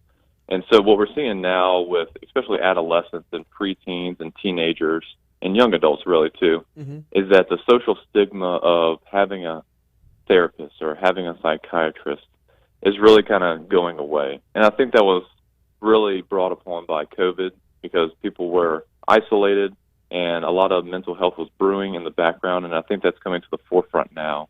And so people, I think, are seeking help. That might be more the younger people, though, unfortunately. So as we alluded to, those older guys that are in the community are still hesitant to come and see a doctor, still hesitant to talk about things like this because it is a very sensitive issue.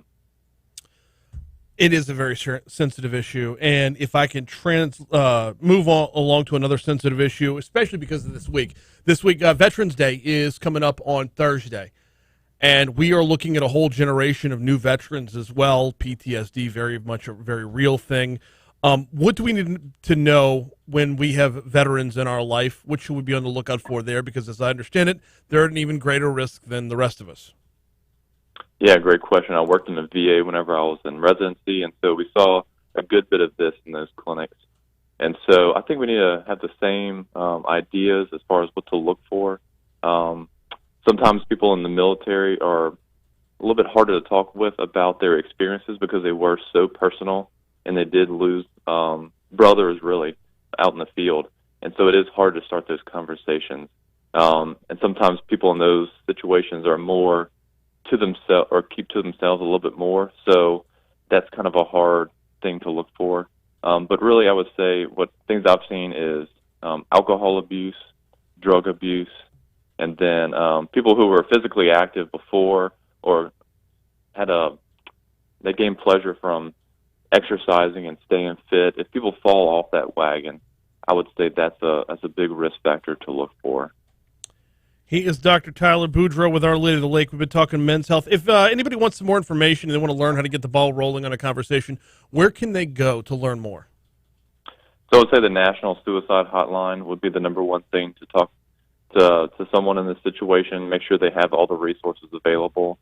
However, if it's not to that end of the spectrum, I would say get them in with any mental health provider. That can be hard nowadays in a lot of communities, but really get in contact with primary care or their pediatricians if that's the age group too. He is Dr. Tyler Boudreaux. Can't tell you how much I appreciate the time this morning. Thank you. Glad to be here. Absolutely. That has been Medical Monday presented by Our Lady of the Lake. And, yeah, it is something. It's interesting. He said 40. It's kind of the cutoff there. As men, we fix things. As men, we've been told, walk it off. That's just kind of the way it is. And yet, at the same time, we're at the greatest risk for suicide. Also curious that we're not at the greatest risk for attempts, but conversions. We got CBS News coming your way in just a minute. After that, we're going to speak with Stephen Wagasback from LABI. It is election week. 2 constitutional amendments are worthwhile. The other 2, I don't know. It's coming your way after news, traffic, and weather. Before we get you to that news, though, want to remind you... Nope, that's over with. Want to remind you about our staycation. Still going on right now at talk1073.com. We're giving you a chance to enjoy a true Louisiana staycation. On us at either the Renaissance or Watermark Hotels. Simply take our staycation survey at talk1073.com, and you will be instantly registered for one of 2 staycations. We'll draw for 2 a month. Actually, that drawing happens later on today to pull for October's winners. One on this show, one on the Jay Ducote Show. You can win a stay at the Watermark with a valet and dinner for 2 at the Gregory, or a stay at the Renaissance with breakfast for 2 and dinner for 2 at Tallulah. Staycation available at talk1073.com.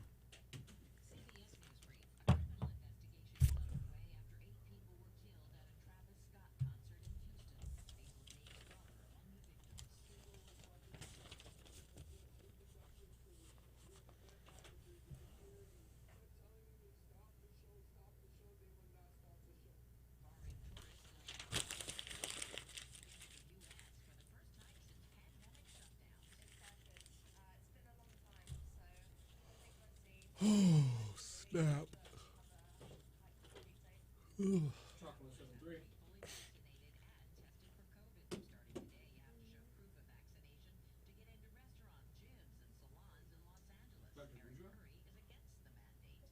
What about him? I'm sorry, can you repeat what you just said?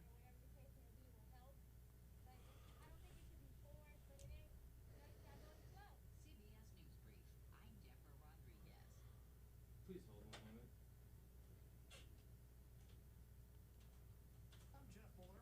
I'm getting a call from someone saying that this is Jeff Dr. Boudreaux. Okay, yeah. This is Brian.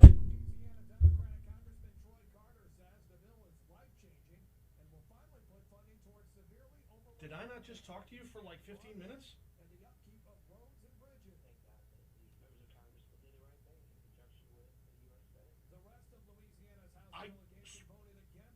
just did the segment, and I talked. Oh my God! Somebody just said they were you. That.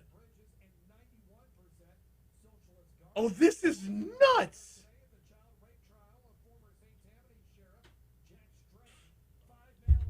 Yeah, no, it was all very. Yeah, it was, I mean, all of it was really good. We talked about suicide. We talked about mental health. I even brought up the fact that it's Veterans Day this week, and we have a whole new crop of veterans that we should be able to look out for. We talked about men being told to walk it off and suck it up, and yet here we are, the most susceptible to it. And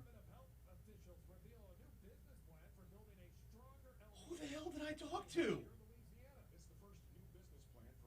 All right, so it'll be posted up on demand at talk1073.com shortly. And I'm gonna email John and see if we can figure out what happened. But that, you're Dr. Tyler Boudreaux, right? Is there also a Dr. Tyler Boudreaux?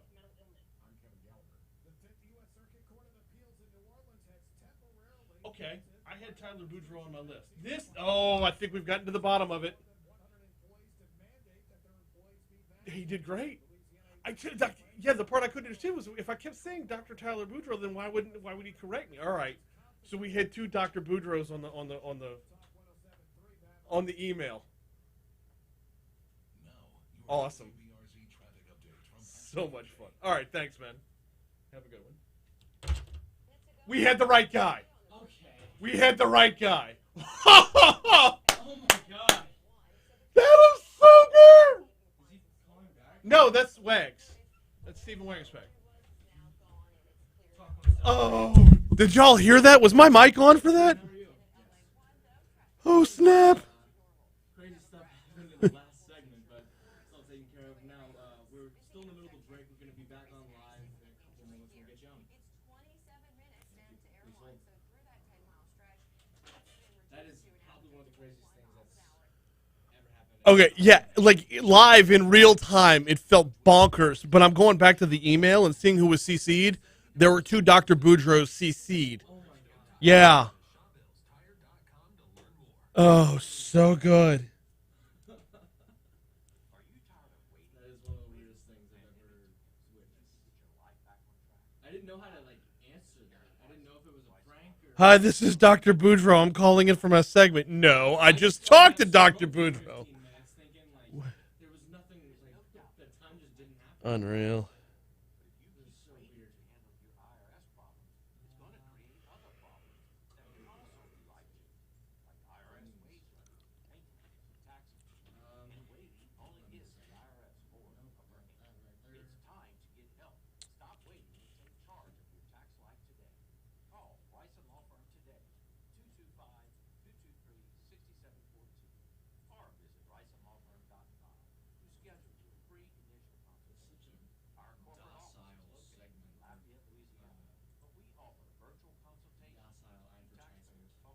Yeah.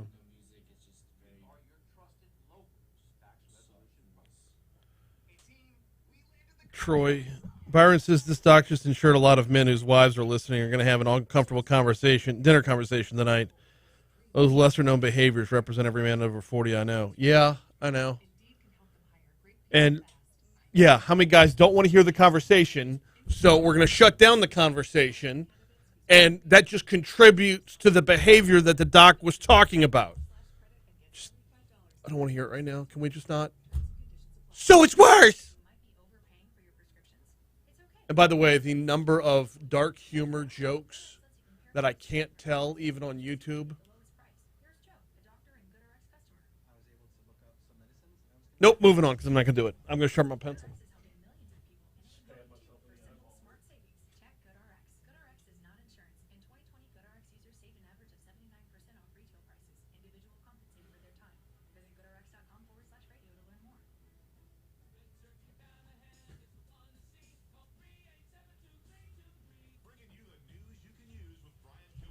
Ugh.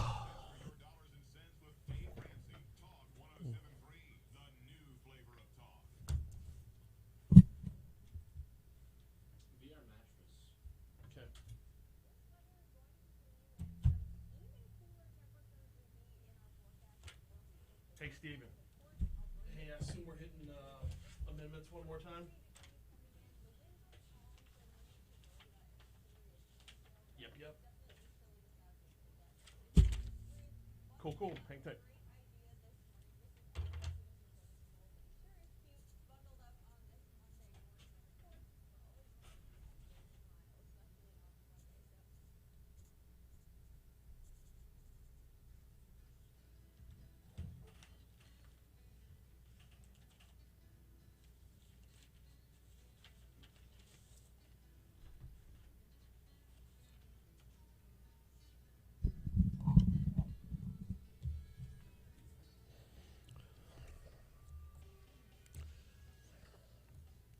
738 Talk 107.3 FM WBRP. Mornings with Brian Haldane, rolling right along. Thanks again to Dr. Boudreaux. Dr. Tyler Boudreaux. Got to get the right Boudreaux for Medical Monday. If you missed it, it'll be available on demand at talk1073.com. Moving from Medical Monday to what's coming up this week, as it is an election week. Actually, I should say this coming weekend. We will have 4 constitutional amendments on the ballot, 2 of which people care about. Joining us now to talk about that and a number of other things is the president of the Louisiana Association of Business and Industry, Stephen Wbrz. Stephen, welcome back, sir. How are you?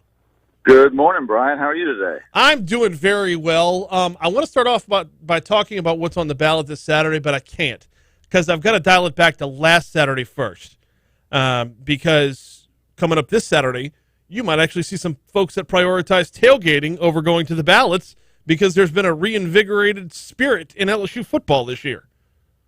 That was amazing, man. I got to be honest with you. My son was going to homecoming that night, and so a couple parents and I, a couple couples, we went out to dinner when we dropped the kids off thinking, oh, well, we'll just barely pay attention to the game on our phones. Mm-hmm. And by halftime, we're like, oh, wait up, hold up. And so we had to, cut the dinner short and go in the restaurant bar and kind of take that over. And, man, I thought we were going to find one of those, when pigs fly, miracle wins towards the end there. But, all you can do is say, tip your cap to not just, look, Ed O and the coaching staff are getting those guys ready, but also a lot of backups there, man, who have been, pining for playing time, weren't getting it quite yet.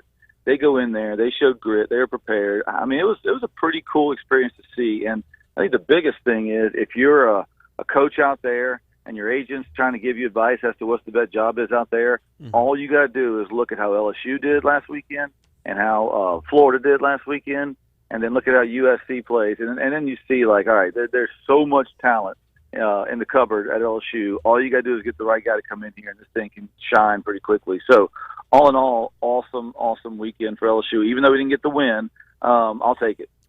Same.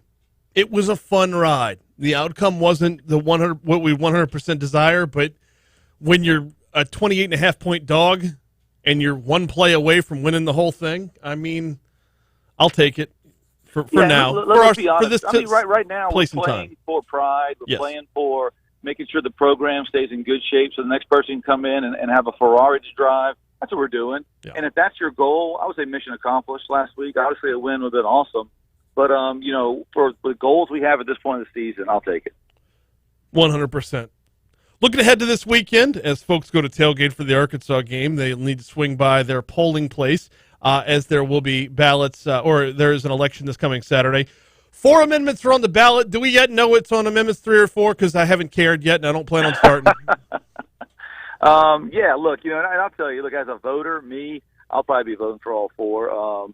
3 basically allow some levy boards around the state that need to be grandfathered in, have the same authority to go to their voters for revenue. It still would require a local vote, and so if you're concerned about taxes and fees, like we all I know I am, this all it does is allow those levy boards to go to their voters with a vote and asking for revenue. So I think that's a fair thing to kind of let them do that. And then 4 just allows the legislature a little bit more flexibility in statutory dedicated funds. In a deficit, they can take up to 10% instead of 5. So those 2 are fine. I'll end up voting for them. But the name of the game is Amendment 1 and 2. If you care about small business, if you care about economic recovery after a crazy pandemic, if you care about Louisiana finding bipartisan compromises to fix long-standing albatross issues, man, 1 is the one for you. This amendment will absolutely make it easier for our business of all sizes, especially small businesses, just comply with the law. There's a lot of work this legislature to put together a bipartisan agreement to do this. Local collectors, the state, business community all got in a room. It took us about a year and a half to put that deal together. Tremendous amount of support all around the state for this. Only a few outlying voices raising concerns, but I mean, literally a litany of folks on the side of begging for this to get done. If you do nothing else on Saturday in this beautiful weather, get up early, grab a cup of coffee, go to the ballot, press yes on Amendment 1, and you'll be glad you did once you see your small businesses start to grow and prosper once again. It's really amazing how Amendment 1 especially, and we'll get to 2 in a second, but Amendment 1 especially has garnered such support from so many different angles. Number one, the legislature passed it. It wouldn't have gotten on our ballot for us to make a call on it if it wasn't popular within the legislature. Number two, the governor signed off on it, and he said from the outset that he wouldn't sign off on anything that wasn't revenue neutral, so clearly it is, making it a win there. Number three, the business community is in favor of it. Number four, most of the taxing entities are law enforcement agencies, sheriffs around the state. So to see them sign off on something that would, at first glance, make it look like they're taking a step backwards when it comes to being in control, to see all this support, and even up to and including last night, a former Secretary of Economic Development, Michael Olivier, penned an op-ed in The Advocate talking about how much he's in favor of it as well. Yeah, look, all that is exactly true. Look, anytime you can get the state Republican Party chair and the governor to come out in the same week promoting the same amendment, you know that this is good stuff, because it doesn't matter where you fall on the political spectrum. This is just no-brainer policy for Louisiana. Again, this doesn't change any tax rates. No one's going to pay more or less. It's just going to keep all that the same. All this does is remove some bureaucracy and red tape from how businesses in Louisiana have to pay their sales taxes, how they submit that. And look, this is a right that Louisiana already gives to out-of-state companies that don't have employees here, don't have facilities here, don't have property here. Those out-of-state companies already get this easy way to comply. Now, all this does is close the loophole, allow in-state businesses to have the same right that Louisiana is giving out-of-state businesses. And the other thing to keep in mind, if this bill fails, what's going to happen is there's going to be a lawsuit at some point, because some business is going to say this two-tiered system is not fair to the in-state guys. They're likely going to win, and then the courts are going to have to redraw our sales tax collection system, and Lord knows what the courts will do if that happens. So we don't want to put that jump ball out there. We want to just say, let's control our own destiny. Let's take the bipartisan compromise that is here at hand. All you have to do is show up Saturday, vote yes on Amendment number 1, and it all comes into place. Just that easy. Stephen Waguespack's our guest. He's the president of the Louisiana Association of Business and Industry. Talking a little bit about the amendments that are on the ballot this weekend. Stephen, what do folks need to know about Amendment 2? Amendment number 2 gets us out of the crosshairs of the federal government. Basically, right now, we have an exemption called the FIT, the federal income tax deduction. And that means when you pay your federal taxes, you can deduct it from your state taxes. What this will do is it will eliminate that deduction and instead just lower income tax rates for everyone proportionally. So right now, our highest income tax rate for the personal side is 6%. This would drop it to 4.25. On the corporate side, it consolidates rates, consolidates the brackets, lowers the rates, and begins to phase out the franchise tax. So again, it's a revenue-neutral approach, but it makes us much more competitive by lowering our income tax. And that way, when we go try to convince these companies that are leaving California and New York and trying to get away from those crazy policies and regulators and taxers out there, and they look to the South, we can now go to them and say, look, we've got one of the lowest stated income tax rates in the country if this passes. Come invest here in Louisiana. Come bring your goods and services here. So, look, it's good for economic development, but more importantly, it's good just for working families. Because anytime you can drop the 6% income tax rate to 4.25, that's a good relief for families when they need it most. It all gets done Saturday. Hopefully, it all gets done Saturday. This is one of those ones where I'm cautiously optimistic. I'm not even holding on to anything negative, but yeah, for good reason. Yeah, I mean, look, we know it's going to be low turnout. Yeah, you're going to have 8, 9, 10% maybe. When it gets to that, you never know who shows up, who doesn't. Right. And look, I'm the same way. Do I think the merits are on our side? Of course I do. But look, constitutional amendments are always confusing. People are always, skeptical of any constitutional amendment. Right. And so that's why we're spending so much time and capital just to make it clear. Look, this is good bipartisan legislation that passed out of the legislature. It's got tremendous support from good government groups and bipartisan folks all across the state. This is about as no-brainer as a constitutional amendment can get. So if you show up, please take the time to go and vote for 1 and 2 this Saturday. Absolutely. Hey, speaking of bipartisan legislation, infrastructure passed Friday night as well, headed to the president's desk.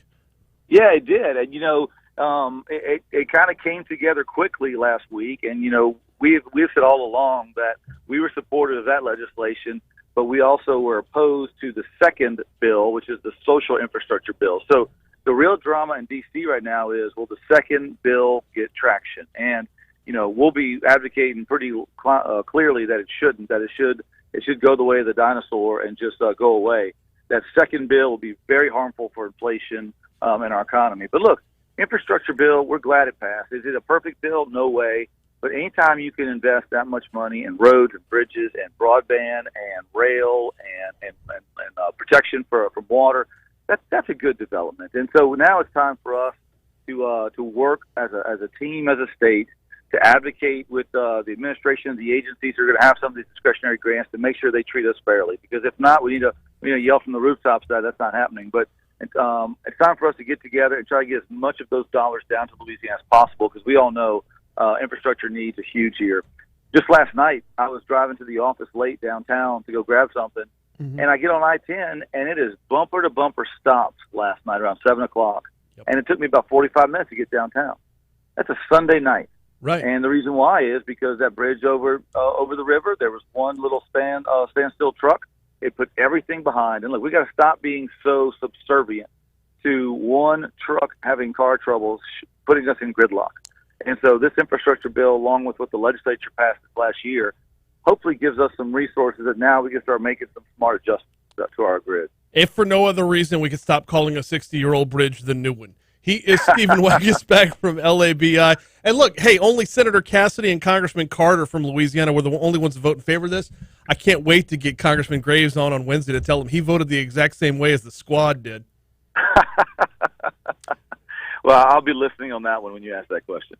We'll good luck this weekend, and we'll talk to you next Monday. Hey, once again, let's end this with Go Tigers. Yes, sir. Go Tigers. Here's your money now.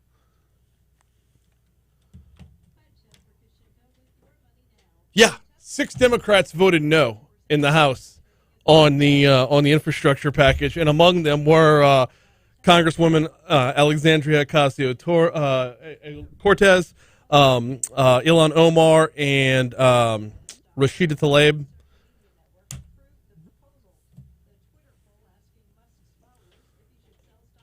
Oh, man.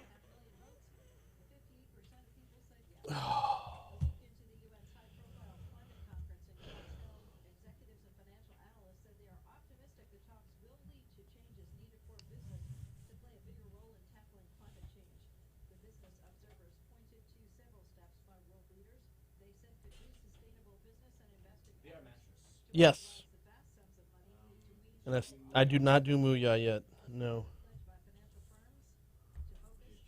Actually, come to me cold at 52, and I will do that with zero segue or anything, because I know I'll keep it a lot closer to the vest if I do it right out of this spot.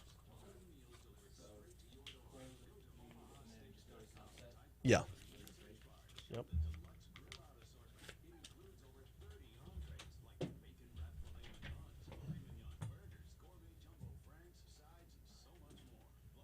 I've never heard the plural of filet mignon.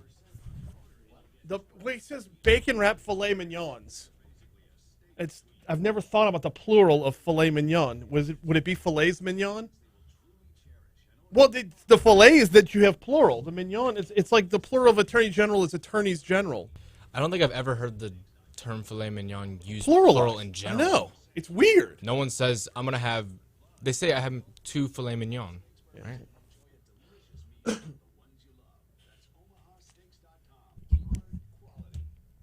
Outside in coming your way in just a minute. Got to tell you about the folks over at the Baton Rouge Mattress Outlet. So the Nectar sale is over with now, but if you visit the Baton Rouge Mattress Outlet today, Mitch Kimball can help you out with a new mattress that is just right for you. Not just one brand, all the brands. All the brands. Walk around, lay down on as many mattresses as you can. Try them out. Give them a test drive, if you will. 4065 Florida Boulevard is your mid-city location, the corner of Jefferson and Hushatu in the southeastern portion of the parish. You've got great deals all the time. You've got financing available if you need it.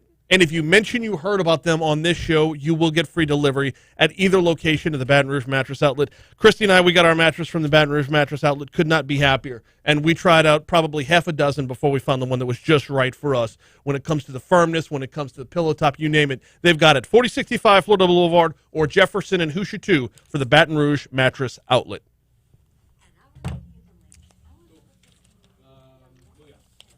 Yep.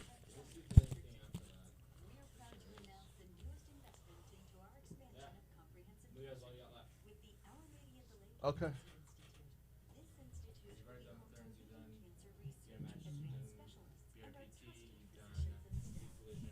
Yep, and yep. So, all good. How do you choose the right attorney? I give you the answers at MurphyLawFirm.com. Don't allow insurance companies to take advantage of you. Make the right decision. Don't leave money on the table. Visit MurphyLawFirm.com or call me, Attorney Peyton Murphy, at 928-8800. Main office, Baton Rouge.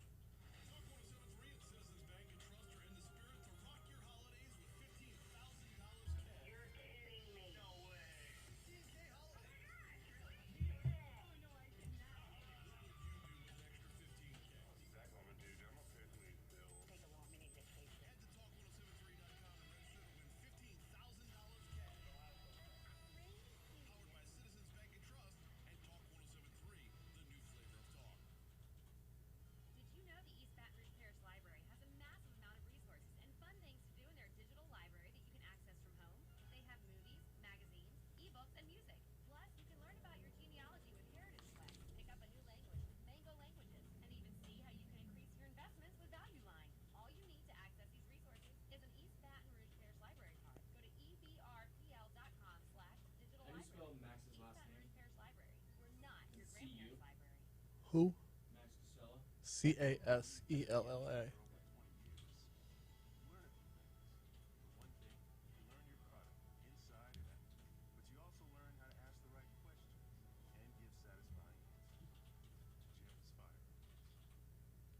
Now, your WBRZ traffic update from Ashley Fouché. Well, the bridge now clear of any slowdowns. Previously, we had some backups for some debris removal. Now, of course, we still have some slowdowns approaching the bridge, but we're starting to see that it's moving and there are no lane closures, so that certainly helps. You do have a crash, though, Sherwood Forest at Coincide involving injury. I would suggest avoiding that intersection if possible. Drive time up to 34 minutes between Denham and Airline Highway. So we've got those typical slowdowns for the Denham Springs travelers, but no crashes. See an accident? Report it at WBRZ Traffic on Twitter. This report is brought to you by Shawbills, where you can get up to $170 off instantly with the purchase of 4 Bridgestone tires. Visit ShawbillsTire.com to learn more.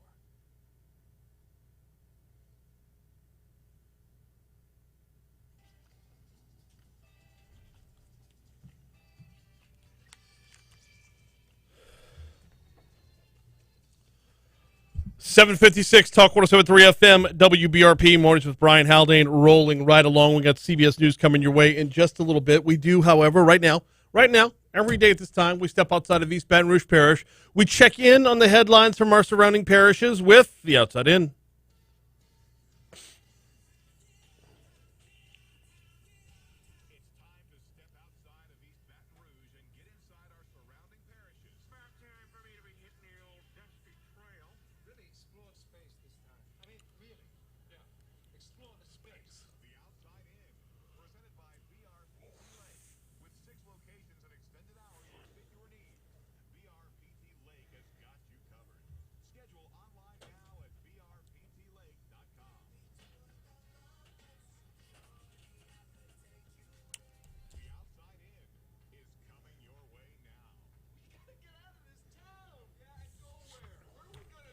We are going to start off in St. Landry Parish. Detectives are searching for a woman who shot her mother multiple times after an argument Friday.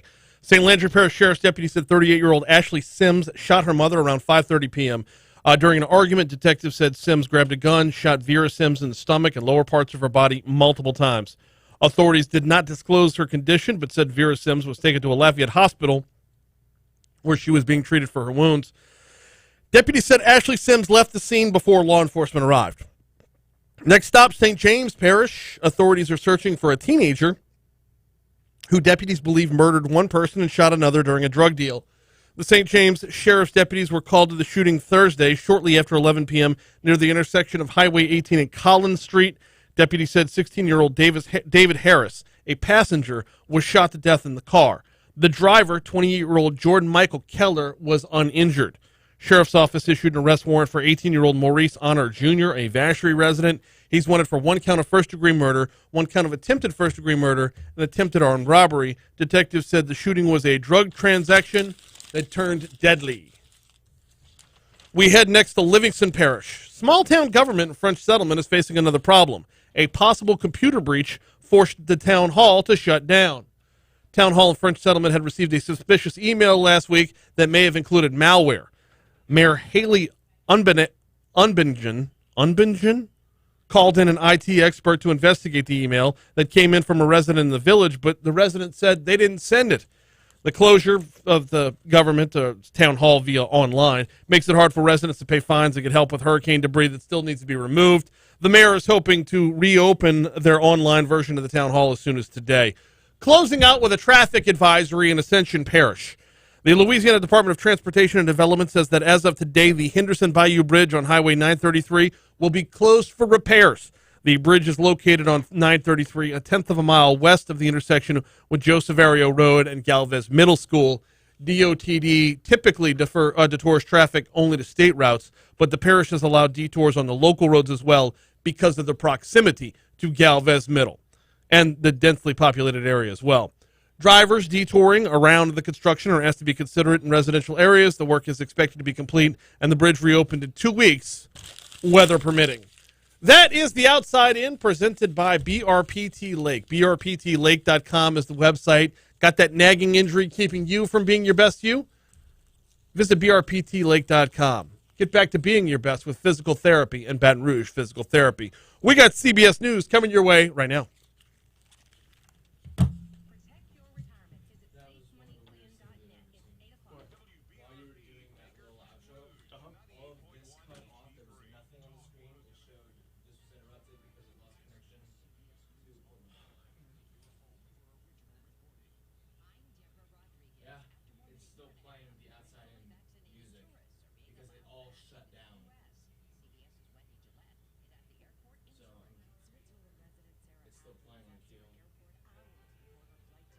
That's on air? That's on cue. I turned it off. Oh, okay. What's the on air sound like? Okay. It sounds fine, but I just... Yeah, no. That's fine. I can make that work. Just do hotkey off and use the stack to program the state history and our here now. Alright, man. Yeah. Oh, yeah, that's right. We got the stay in history here.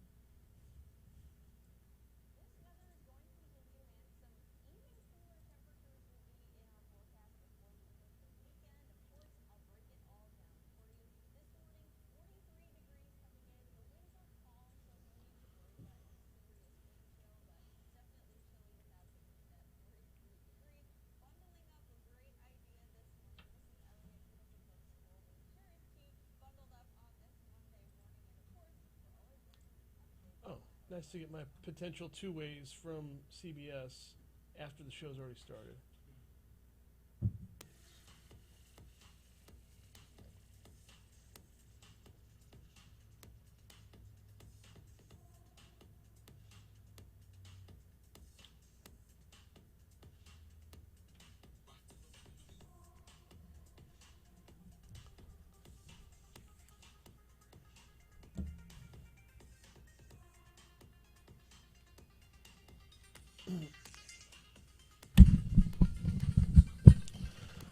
.806 Talk 107.3 FM WBRP Mornings with Brian Haldane, rolling right along. Hour 3 coming your way right now.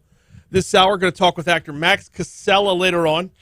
He's Benny Fazio from The Sopranos. You also remember him from Doogie Howser. Remember the neighbor, Vinny? Used to climb in through the window all the time. He's got a new movie out called That Cold, Dead Look in Your Eyes. He's going to join us at 8:40 to talk about that and a few other things. Also, in our next segment, an LSU archaeologist is part of a team that discovered the first partial skull of a child of an early human ancestor from about 250,000 years ago. We're going to talk with Dr. Juliet Brophy about this, the lead author on the first paper published about this. That's in our next segment. I just stumbled across the story, last Thursday, I guess? Find it fascinating. Want to learn a lot more. We'll talk with Dr. Juliet Brophy in our next segment. Thanks again to Stephen Wagasback for hopping on board to talk a little bit about what's going to be on your ballot this Saturday. Also, thanks to Richard Condon for starting us off this morning and Dr. Tyler Boudreaux for Medical Monday. Right now, though, we start the third hour off, as we do every day. Our 8 o'clock hour starts with This Day in History.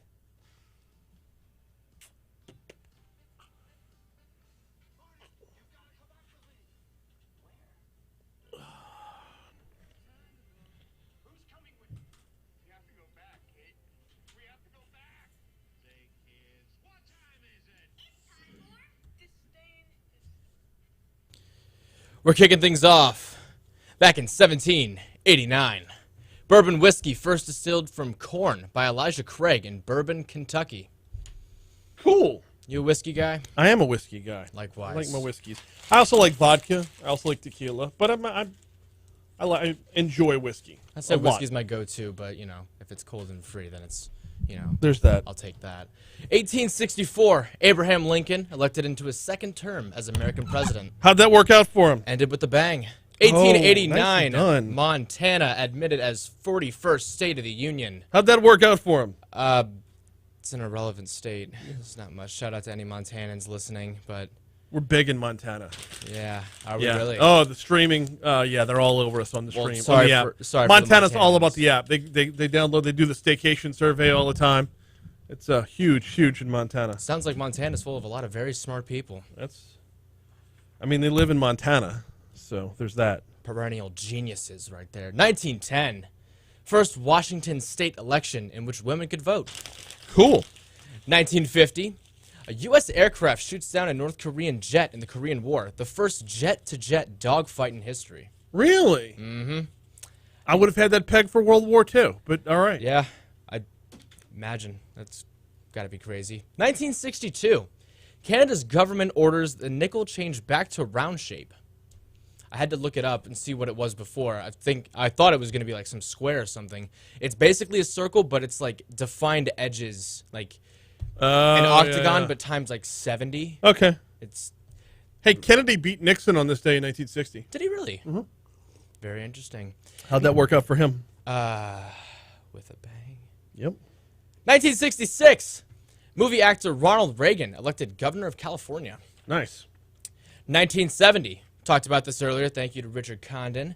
Tom Dempsey of New Orleans Saints kicks NFL record 63-yard field goal. That would hold for a while, for sure. Very, very long time. 1999, The World Is Not Enough. 19th James Bond film starring Pierce Brosnan premieres in Los Angeles. Who was the James Bond of your childhood? You know? Oh, Timothy Dalton for a little while, but I grew up mostly with everyone appreciating the Sean Connery ones. Fair enough. All right. Also in 1999... tenor Andrea Bocelli releases his Sacred Arias album, the world's best-selling classical album by a single artist. You ever heard of some Andrea Bocelli? Oh, I celebrate his entire catalog. It's a beautiful voice. Or is it her? It's a he. Okay. Let's get right to the birthdays. That's the last. That's the event I have to mention. Let's get to the birthdays. First up, we got Gordon Ramsay turning 55 on this day. Awesome. Very awesome. Also, you know what? Here's the hard part though. If you're Gordon Ramsay, nobody's baking you a cake. No. Because you're just gonna curse them out. It's raw. Matilda Ramsay turns 20 on this day. His daughter. Really? And That's fun kind of fact, cool. she has her own cooking show. Really? Does she curse people out too? I honestly don't know, but I might have to check after the show. Yeah. Also, Tech Nine's birthday. He's Really? 49. All right. Shout out to Tech Nine. That's all the birthdays I have. I feel like there are a lot more I missed, but do you got any for me? I do have a couple. SZA. SZA's birthday's today. I mean, if you can go entertainment industry, she's what, 32, I think, today. Also, Tara Reid's birthday is today. She's 46. I had no idea Tara Reid was older than me.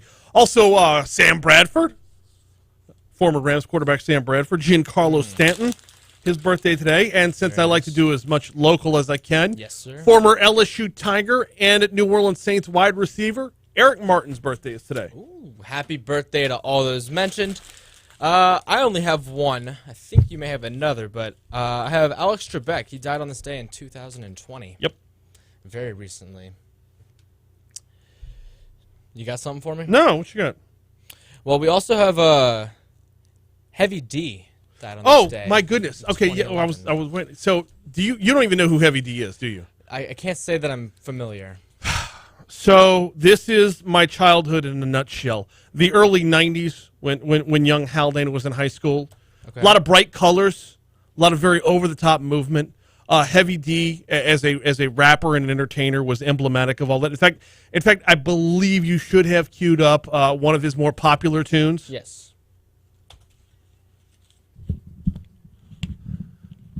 Just keep an eye on it, Jake. They can't see it at home. They can't see it on the road.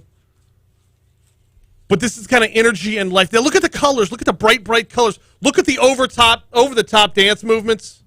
When did this song come out? 91, 92? It definitely looks like it.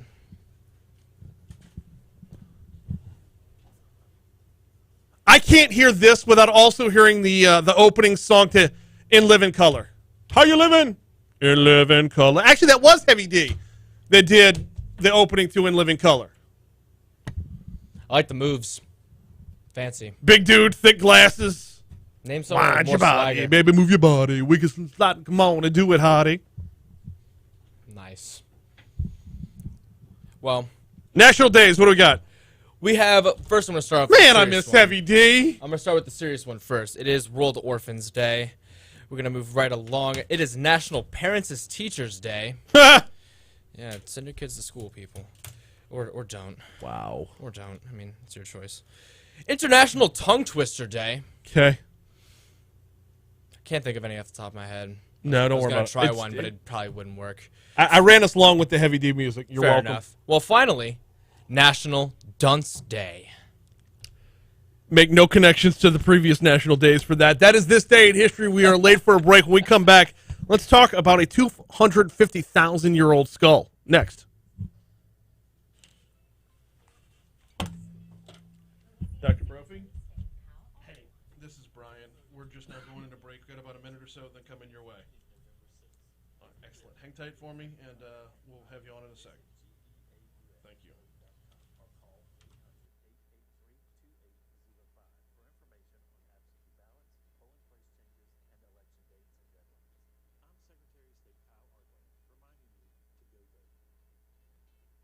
Hey there, what are you doing today? Would whatever it is be easier with faster, more reliable home internet? If you said yes, we have good news. Plus, you could save up to $150. Viasat offers high-speed satellite internet wherever you live, even if cable providers don't go there. So you can get online today and tomorrow. Go to viasat.com/connect now and save up to $150 on select home plans. That's viasat.com/connect Cool. now. Minimum 24-month service term. Service is not available in all areas. See viasat.com for additional terms and conditions. Honey, there's water literally coming down from the ceiling. Who do we call? Give me the number to the plumber. Who's our insurance with? Okay, settle down. We're not calling anyone. Commercial makes me laugh to advance to clean. It's the woman is clearly like panicked and is like, we need to fix this now. And the dude's like, hold on. We're not doing a single thing. So,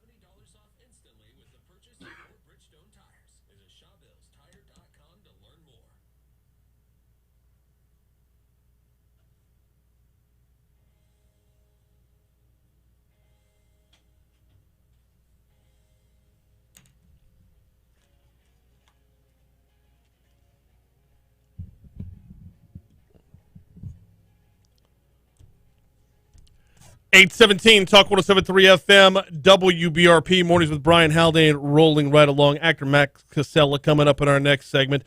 Right now, though, in one of the more fascinating stories of last week, look, it's not all infrastructure packages and constitutional amendments around here. Stumbled across this story last Thursday. Somewhere in the remote depths of the Rising Star Cave in Johannesburg, South Africa, an international team of researchers found the first partial skull of an ancient human relative. Part of that team, in fact, the one who was the lead author on the first paper that was published, comes from LSU's Department of Geography and Anthropology, Associate Professor Dr. Juliet Brophy, who joins us now. Dr. Brophy, good morning. Welcome to Talk 107.3. How are you? Good morning. Thanks for having me. I'm fine. How are you? I'm doing very well. Glad to have you on here. Glad to be talking about this. This is a fascinating story. What got this? Well, what got the search started, and was this what y'all were looking for when you took this on? No, this is part of a multi-part process. A couple years ago, we found this chamber in that Rising Star Cave system known as the Denali Chamber, and from that site, we've recovered 15 different individuals, old and young, males and females. So then 2 years later, we found another cave that had 3 individuals in it, and it looked like a male that was laid out with a child as well as a female individual in that one section. They were somewhat spaced apart, but all in that one chamber. And so as we continued to explore that cave system, they came across this really hard-to-reach passageway, kind of this cubbyhole, as they talk about it, and did surface finds off of there. And so that's the first time that we have, again, a single individual in one spot, but also that we have these teeth that are in direct association with the cranium. So we know that that's one individual. This is amazing. In the aging on this one. So the other ones you found, what age would that be? So they're all to about 300,000. Oh, wow. But, yeah. Now, 236 to about 335. Yeah, we say about 300,000 years. I mean, that's just. But this child is about 250. Is that right? Correct. We think, yeah. And all down this one cave. Is this kind of the norm of what? Well, not that there is a norm. I mean, this is such a rare find. But is that kind of what you would expect? You would find one who was not of the same time frame. Correct. No, we would expect them to be pretty similar time frames. But this is a very rare find. First of all, to find that many hominin individual early, our human ancestor images in specimens in that one space is very rare. But a lot of the sites in South Africa are cave sites, and so that's not uncommon. But you would have carnivores bringing kills in, and so it's going to be both animals as well as early human ancestors, or they'll get washed in by heavy rains. And so all of those things are going to, again, accumulate all those bones in the cave. So it's very rare to have a site that just has early humans in it. And then even more rare to find one, again, a single individual in it. So culturally, behaviorally, it's much different than we would have expected for a species at 250,000 years of age. As well as, I don't know how much more you read about the species, but while it's a very young species and it overlaps in time with modern humans, it has a very small brain size, nowhere near within our range at all. So it's not something that we, prior to finding this, necessarily thought an individual with such a small brain size would be capable of. Okay, so relative to humans, but not exactly what we know today as human, correct? Correct. Yeah, it's not our species. It's just, yeah. How much similarity is there? Like, how much distinction is there, like, between the two? I mean, the body plan is very similar overall. I mean, it's definitely related to us some way. And it's in our genus, it's in this genus Homo. So, again, it has those similarities, but the brain size is much smaller. The shape of the skull, though, is very modern human. That's one of the reasons we put it into the genus Homo back in 2015 when we named the new species. The second thing is the teeth are overlapped definitely with the genus Homo, so that helps us gear us. But the pelvis is very primitive, very much like the ancestral condition. When I first gave talks about this a couple of years ago, I would say morphologically the shape of this species looks to be about 2 million years old because that pelvis was so different. It looks like, I don't know if you ever heard of this famous fossil species or specimen Lucy, is it Australopithecus afarensis from East Africa.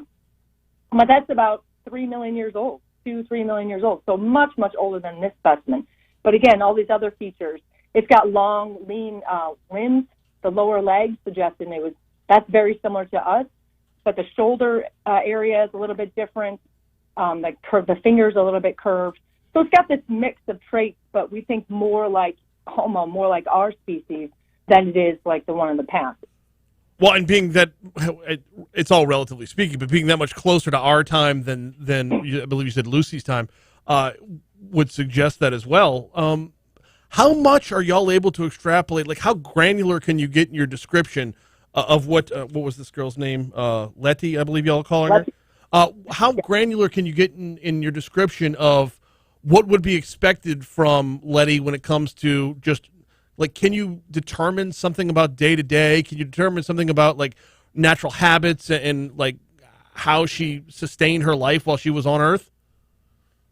Well, usually we're doing all we can, I'll say that. So sometimes we can take isotopes from the teeth. So we look at, what type of analyses we can do to try to understand her diet. Certainly when her teeth were forming, in the younger age or when she was with her mom. But we have a lot to learn. Other ways that we typically learn about this is from the associated animals that are nearby, either within the site or nearby the site. And because we only have early humans at the site, it makes it a little bit more difficult. So we can only really look at the specimens themselves. So again, having slightly curved fingers suggests, suggests that they might have spent some time in the trees. Having more area or mobility in their shoulder girdle than we do, again, suggests they might have spent some time in the trees. But the lower limbs and the other parts of the body suggesting that it was definitely walked on 2 feet like we do and migrated long distances like we do. So we can only use the morphology or the shape of the actual fossils to learn more about the life right now. Such cool stuff. Let's get back to the cave for a second, or the what was the name of it? I have it right here.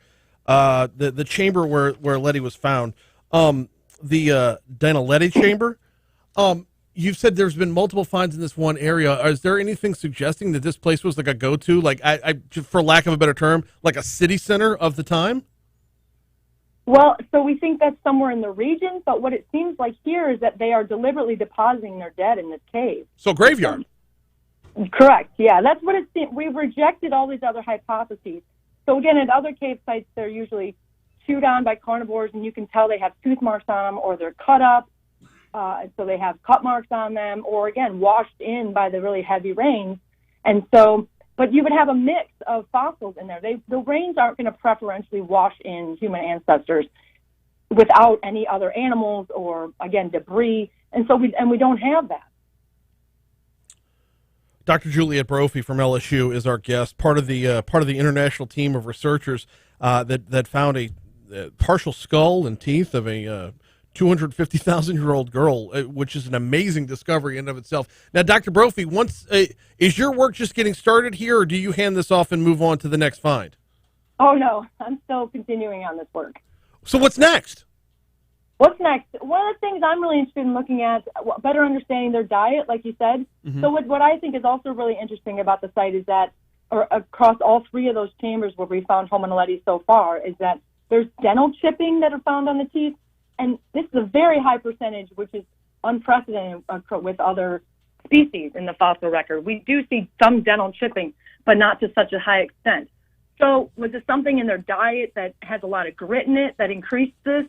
The other thing is that we do see it on some of the juvenile specimens, the non-adults, and we do see it with Letty. She's got some, both of the baby teeth have some dental chipping on there. So I want to look at that. I'm also going to undertake a study where I want to investigate all of the non-adults. We now have 5 non-adults from the chamber, which again is kind of unprecedented. So you might have 5 individuals, 5 juvenile individuals from a site from 5 specimens.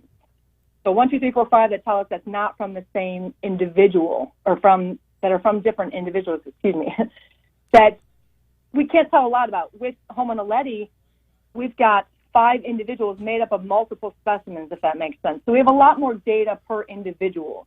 So I want to talk about all of the non-adult individuals across the chamber and really see what we can learn about them. And as we continue to explore the cave, there's other cubby holes that have other passageways that have potential for them. So we can continue to figure out why they're putting their dead back here, why they're making this special effort to take these individuals into these very hard to reach places and, again, depositing their dead. So, yeah, I mean, it opens up so many questions about, like, was this a matter of survival or convenience? Like, you want to move them away from the rest of those that are living? Was it ceremonial? And just there's so many questions left to be unanswered. But I going back to the cave though, how long ago was this, for lack of a better term, this honey hole discovered? They first found it in 2013. Okay. There was just some cavers wandering around that found some fossils, found some bones. And like those are fossil. They contacted Wbrz at the University of Boudreaux. They excavated for 2 weeks in the fall of 2013 and then 2014, excuse me, and then in the spring of 2015. Then Lee put out a call for early career scientists to come and help examine these specimens, to be the primary analyst who had data that could help to identify these specimens. Because as it was coming out of the cave, they're saying, wow, it looks very similar to Homo, and other pieces, wow, it doesn't look like that at all. And again, with the mass numbers, they only excavated for about 5 weeks and found about 1,500 individuals in that short time frame. Then we continued to excavate from Denali, and we have about 1,800. And then, again, 2 years later, as we excavated LABI, the second chamber, we found a complete skull, so that gave us even more information about the specimen, and then, again, finding that third chamber. So it's been about 6-7 years as we continue to explore this and analyze it. And obviously, we're a little held up because of COVID. I haven't been back to Africa in 2 years, unfortunately, but I'm on sabbatical in the spring, so I'm looking forward to going back. I mean, this is just fascinating from start to finish. You said 1,800, so this would be 1,800, for lack of a better word, 1,800 people, 1,800 specimens, like from different... 1,800 fossil specimens. No, not... It looks like the Denali Chamber has a minimum number of 15 individuals in it. Okay. Yeah, broken down within there. That one caught me off guard real quick. Yeah. That would be a lot. In the meanwhile, I mean, continued luck in the upcoming searches, and the more we find, the more intriguing this gets. This is just fascinating from start to finish. You said the spring was when you're planning on heading back? Correct, yeah. Well, we're going to have to put in a follow-up on this one because I find it just remarkably fascinating. She is Dr. Juliet Brophy, part of an Wait, first of all, how'd you get hooked up with this team? I mean, this sounds like a pretty, elite squad you're running with. How'd you get on board? Well, I'm elite. No. Well played. I started, I did my master's down there in 2003, and then my PhD down there, 2002. I started going down to South Africa in 2003, and I did my master's and my PhD work down there. And I worked with a man named Dr. Daryl DeRuyter from Texas A&M, and he did his graduate work there as well. His advisor was Lee Berger, so we call Lee's my grandpa advisor, as they call him. But just continue, I love South African fossils in particular. And again, to get in that early career scientist, they had 300 applicants that they chose from 16 different countries. And because I had been working down there for so many years ahead of time, I had a lot of data on the teeth, because that's what I focus on, the shape and the form of the teeth and how they can tell us about how individuals are related to each other. So that was something that I used to help identify who Homo naledi was and the uniqueness of it. Very cool stuff across the board. Dr. Juliet Brophy, thank you so much for the time, and good luck with the continued research. Thank you very much. Take Absolutely. care. And thanks for explaining it in a way that I can understand it. CBS News coming your way. After CBS News, we're going to check in with Max Casella next. She was fantastic. That was my favorite part of the day. Yeah. Look, I mean, the guy, okay, so it's not just about, the Joe Burrows and Alex Bregmans of the world. LSU pumps out the guy who is driving the rover on Mars, and the woman who's finding 250,000-year-old skulls.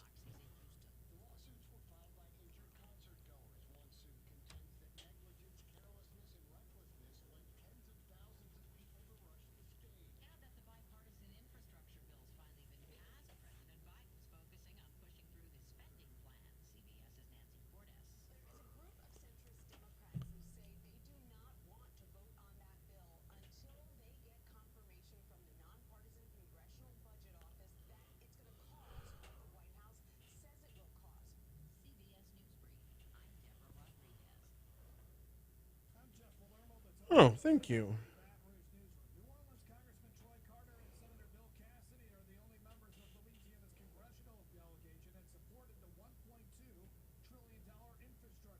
Almost 2 months after the bill cleared the Senate, it's received final passage of the House. Congressman Carter says the bill will fund multiple overdue infrastructure projects. It's a huge win for everyone, Republicans, Democrats, and otherwise, notwithstanding how some members may have voted.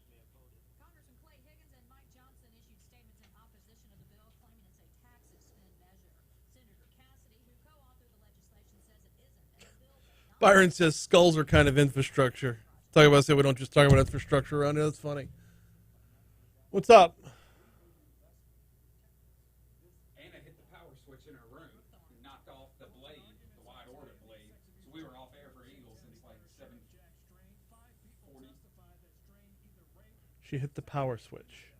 There's a, like we all have, this thing right here. And that could just be turned off and shut the whole station down? Wide orbit blade off. So when her blade came back on, it said, "I don't see the system." So it just sat there. So nothing would go on air. Wow. I'm sitting here hitting hotkeys. Wow. Weaving in and out of traffic. I mean, Not how I wanted to start my Monday. I wouldn't imagine so.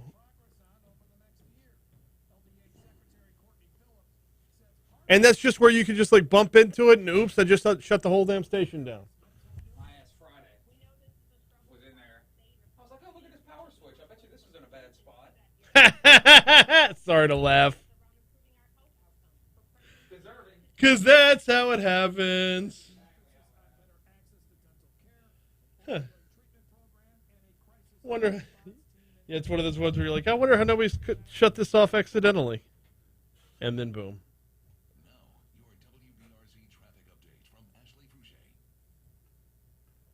I just got word of an accident. 4 kids at Seagan involving an injury because that's a busy area. So consider avoiding Perkins at Seagan at this time. As far as traffic on the interstate goes, it's slow at the top of the bridge eastbound, up and over, say from LA 1 to 10110 is the slowest stretch. 12 minutes Lobdell toward the City Park Lake area. So Could. on I-12, near I-12 I should say, at O'Neill and Medical Center, that should now be in the clearing phases. 24 minutes down to airline and drive time improving for folks who are going toward the Baton Rouge area from Denham Springs. See an accident? Report it at Wbrz traffic on Twitter. This report is brought to you by Shawbills, where you can get up to $170 off instantly with the purchase of 4 Bridgestone tires. Visit ShawbillsTire.com to learn more. Previous hailstorms have caused big damage to countless Baton Rouge homes. Ryson Roofing spots the damage, makes the claim, and replaces your roof. You pay only your insurance deductible. So Max Casella is making a book. It's got a movie. There's a movie? Yeah. Don't settle when it comes to your child's education. Meet EnrollBR, the easiest way to apply to schools in Baton Rouge. With EnrollBR, you only have to fill out one online application to get matched with all the schools that meet your criteria. No more paperwork, no more stress. Just the right school for your child. But don't wait too long to apply. Claim your seat today. Visit enrollbr.org to get started. That's enrollbr.org.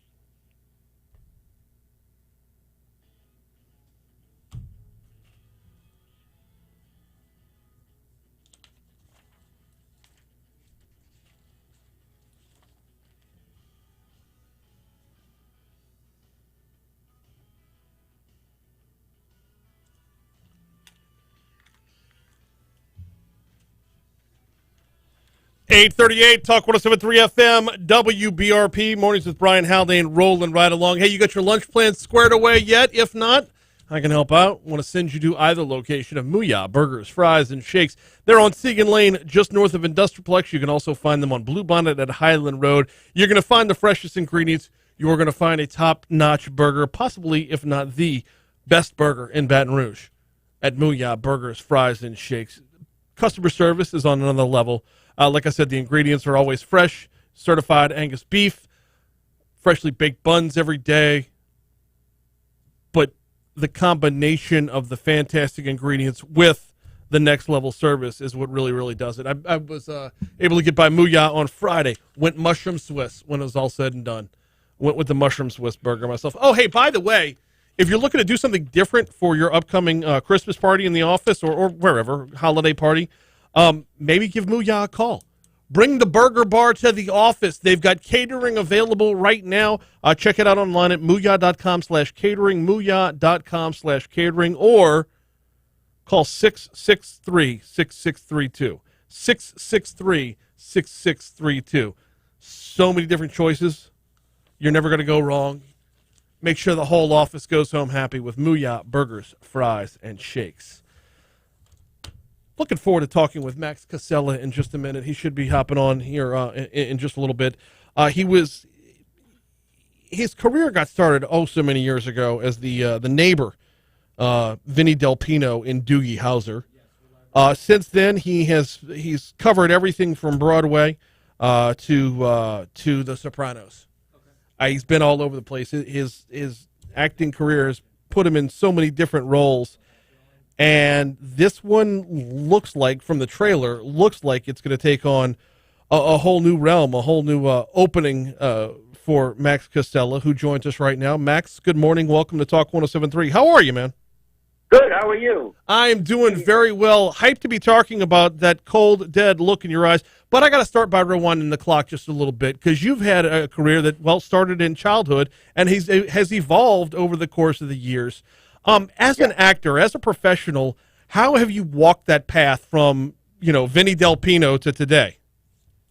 There was a very hard patch of where it was after Doogie went off the air, and I was 21 when I did Doogie Howser for the first time, and from 21 to 24, 25, I was playing 15, 16. So I wasn't technically a child at the time, but I looked like one for all intents and purposes. And then the show went off the air, and then I had a period where, I was a late bloomer physically, so I grew up, finally, and I had to kind of start over a little bit in the business as a grown-up actor, not a kid. Right. Sort of a different product. And plus I had the stigma of being on a show that was no longer on the air, and I had some rough years in L.A. where I couldn't really get too much work.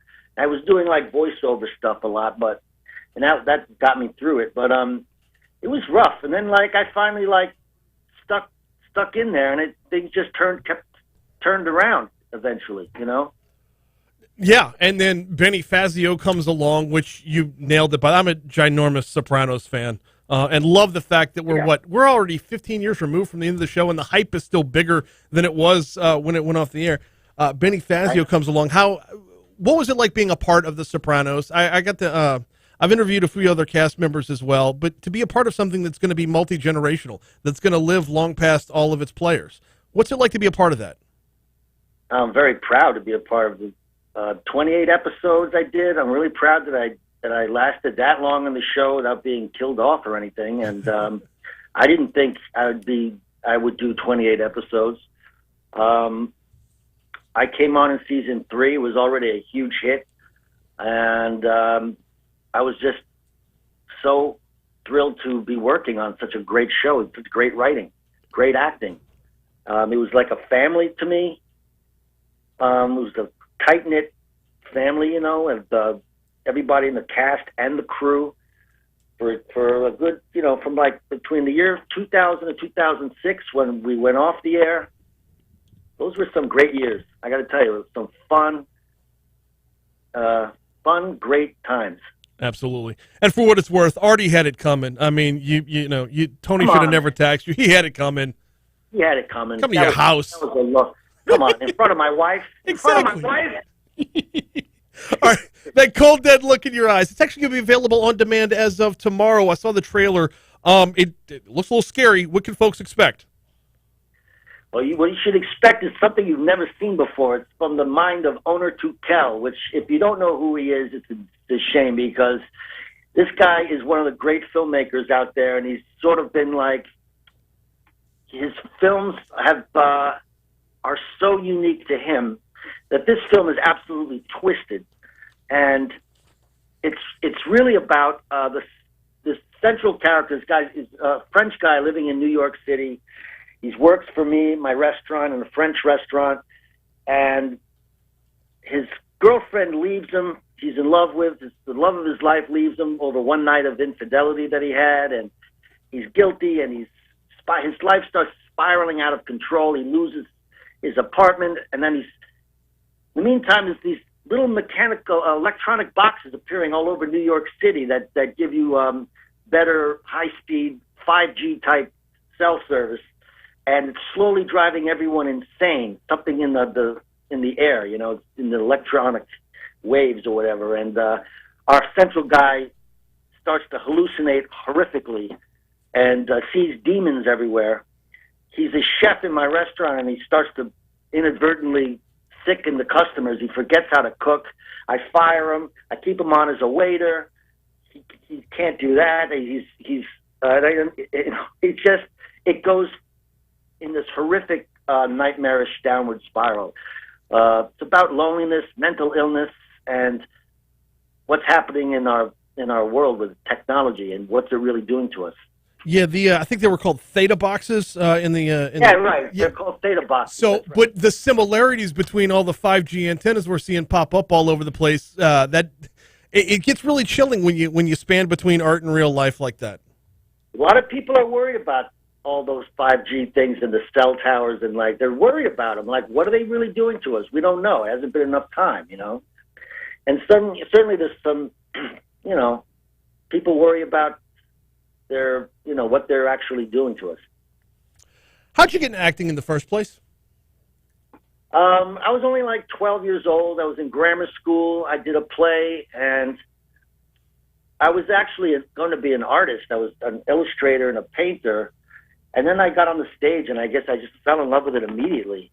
But I didn't really pursue it because I was growing up in Cambridge, Massachusetts, and I did a lot of professional theater in Boston and some TV stuff in Boston. But it wasn't until I got out of high school and moved to New York that I pursued it, a career in it, and I started studying and getting an agent and all that stuff. But I was about 12 years old, and I just, by some fluke, got into a play and just fell in love with it.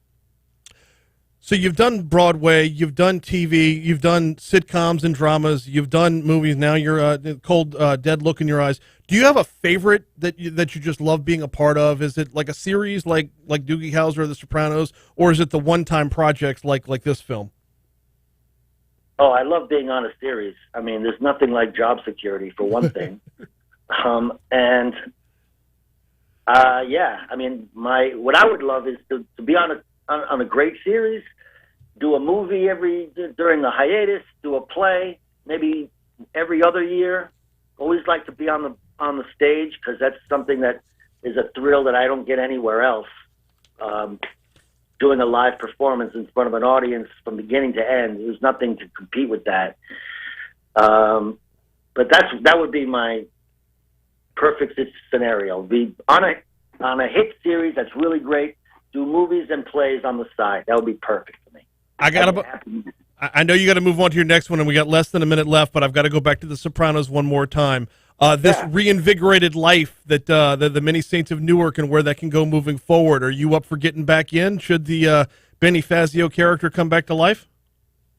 Of course, I think so, but it would have to be a sequel, not a prequel, because I obviously, for obvious reasons, couldn't be part of Saints of Newark. Well, yeah, but somewhere in between that timeline as they introduce the universe is. I'm looking forward to seeing where that heads as well, and I'm hoping you are a part of it, because I mean, the criminal mastermind of Benny Fazio. Come on! It's gotta happen, right? It absolutely does. Hey, that Cold Dead Look in Your Eyes, it actually is releasing tomorrow, is when folks can find it on demand. He is Max Casella. I'm looking forward to seeing the full thing, not just the trailer, man. Thank you so much for a few minutes of your time.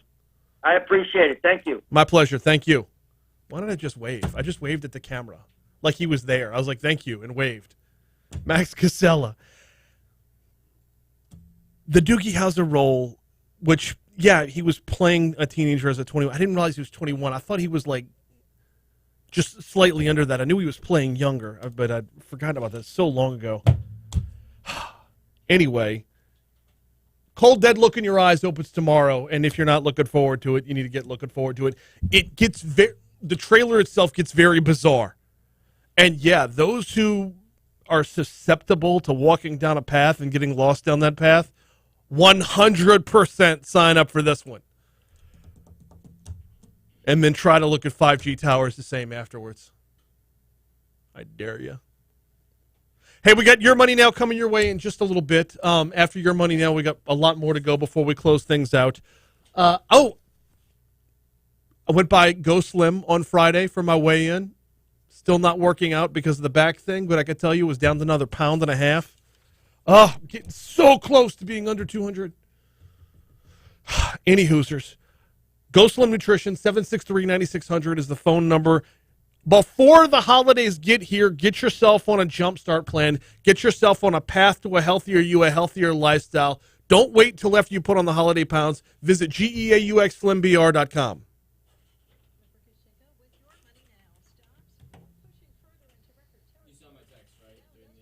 I did not. I saw a text during the interview, but oh, there you are. Yes. Yeah. Oh no, they sent me an email. My out was 50? I should have seen your text. Damn it! I had 2 more minutes with him. There was one other thing from that those Cold Dead Eyes that I wanted to get into, and that was the working for and versus working for someone at home.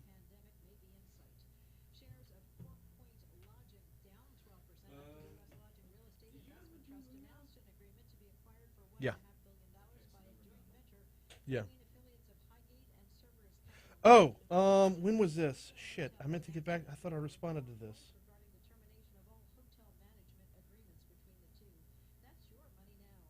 Get a jump on planning your meals for those busy work and school nights with Omaha Steaks. They have all your fall grilling covered with easy, delicious, quality meals delivered straight to your door.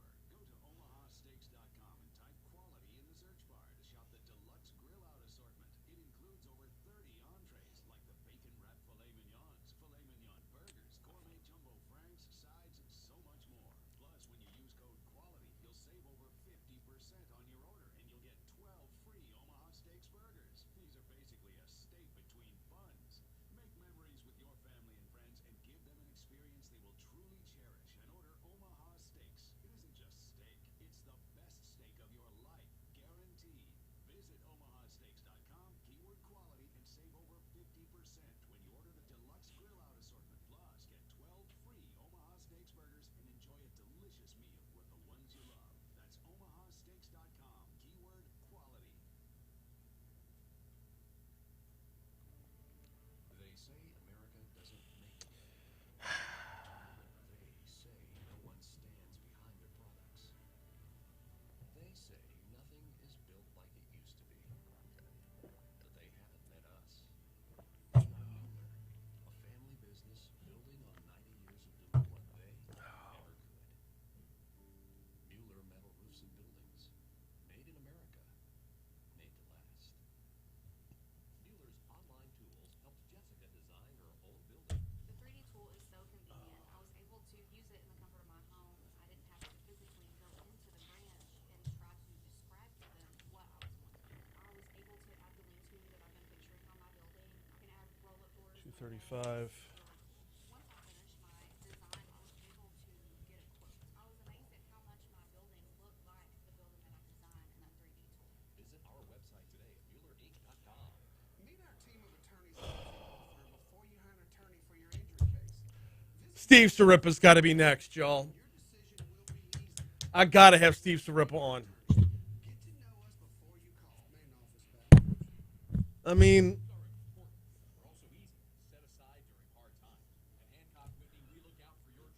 and there's if I'm gonna keep fanboying this shit, then the interviews themselves aren't full on fanboy. It's just me choosing to do them is what's full on fanboy.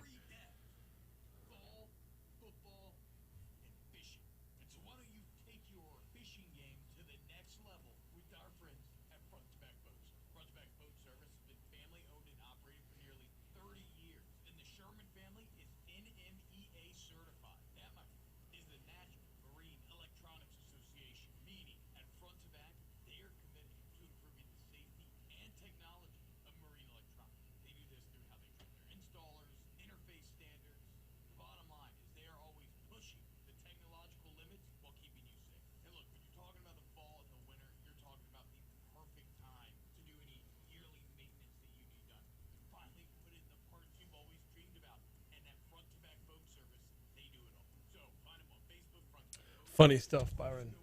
Funny stuff.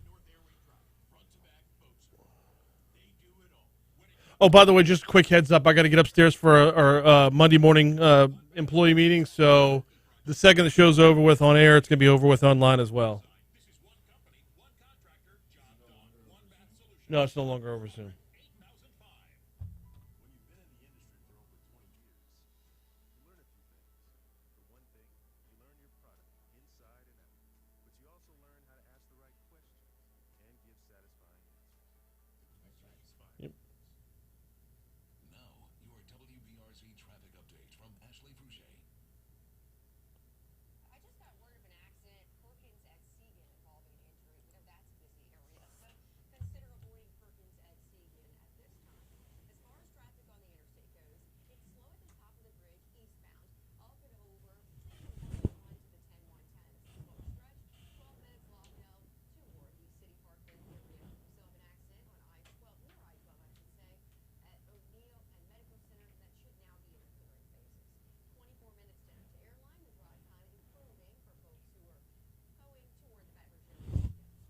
What time? See an accident? Report it at Wbrz Traffic on Twitter. This report is brought to you by Shawbills, where you can get up to $170 off instantly with the purchase of 4 Bridgestone tires. Visit ShawbillsTire.com to learn more.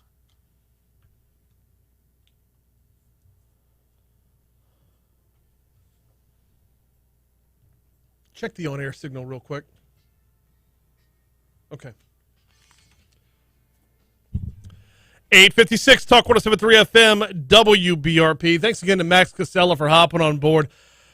Found out during the break I actually had an extra minute with him. I could have got into more. So much more ground to cover. Ain't that?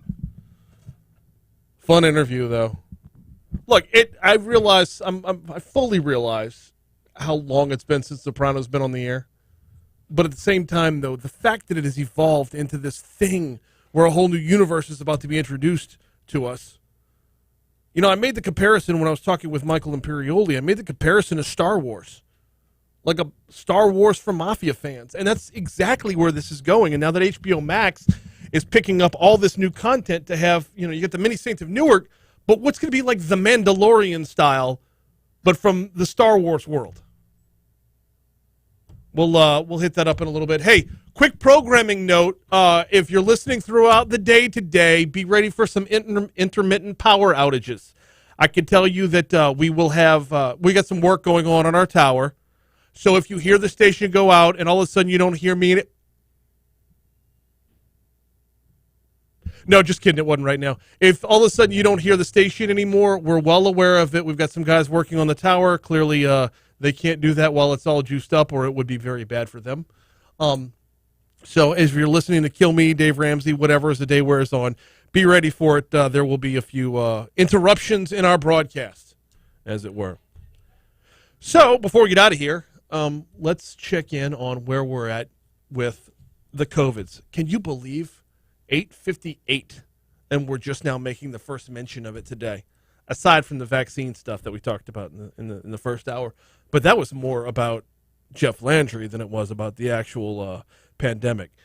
So Friday were the most recent numbers, right? They don't report numbers over the weekend. Friday, we were all the way down to 226 people in the hospital. That is the lowest it's been since the very beginning, since like the second or third month. Where we're at right now, Thursday to Friday went from 235 down to 226. Looking forward to seeing what today's numbers are.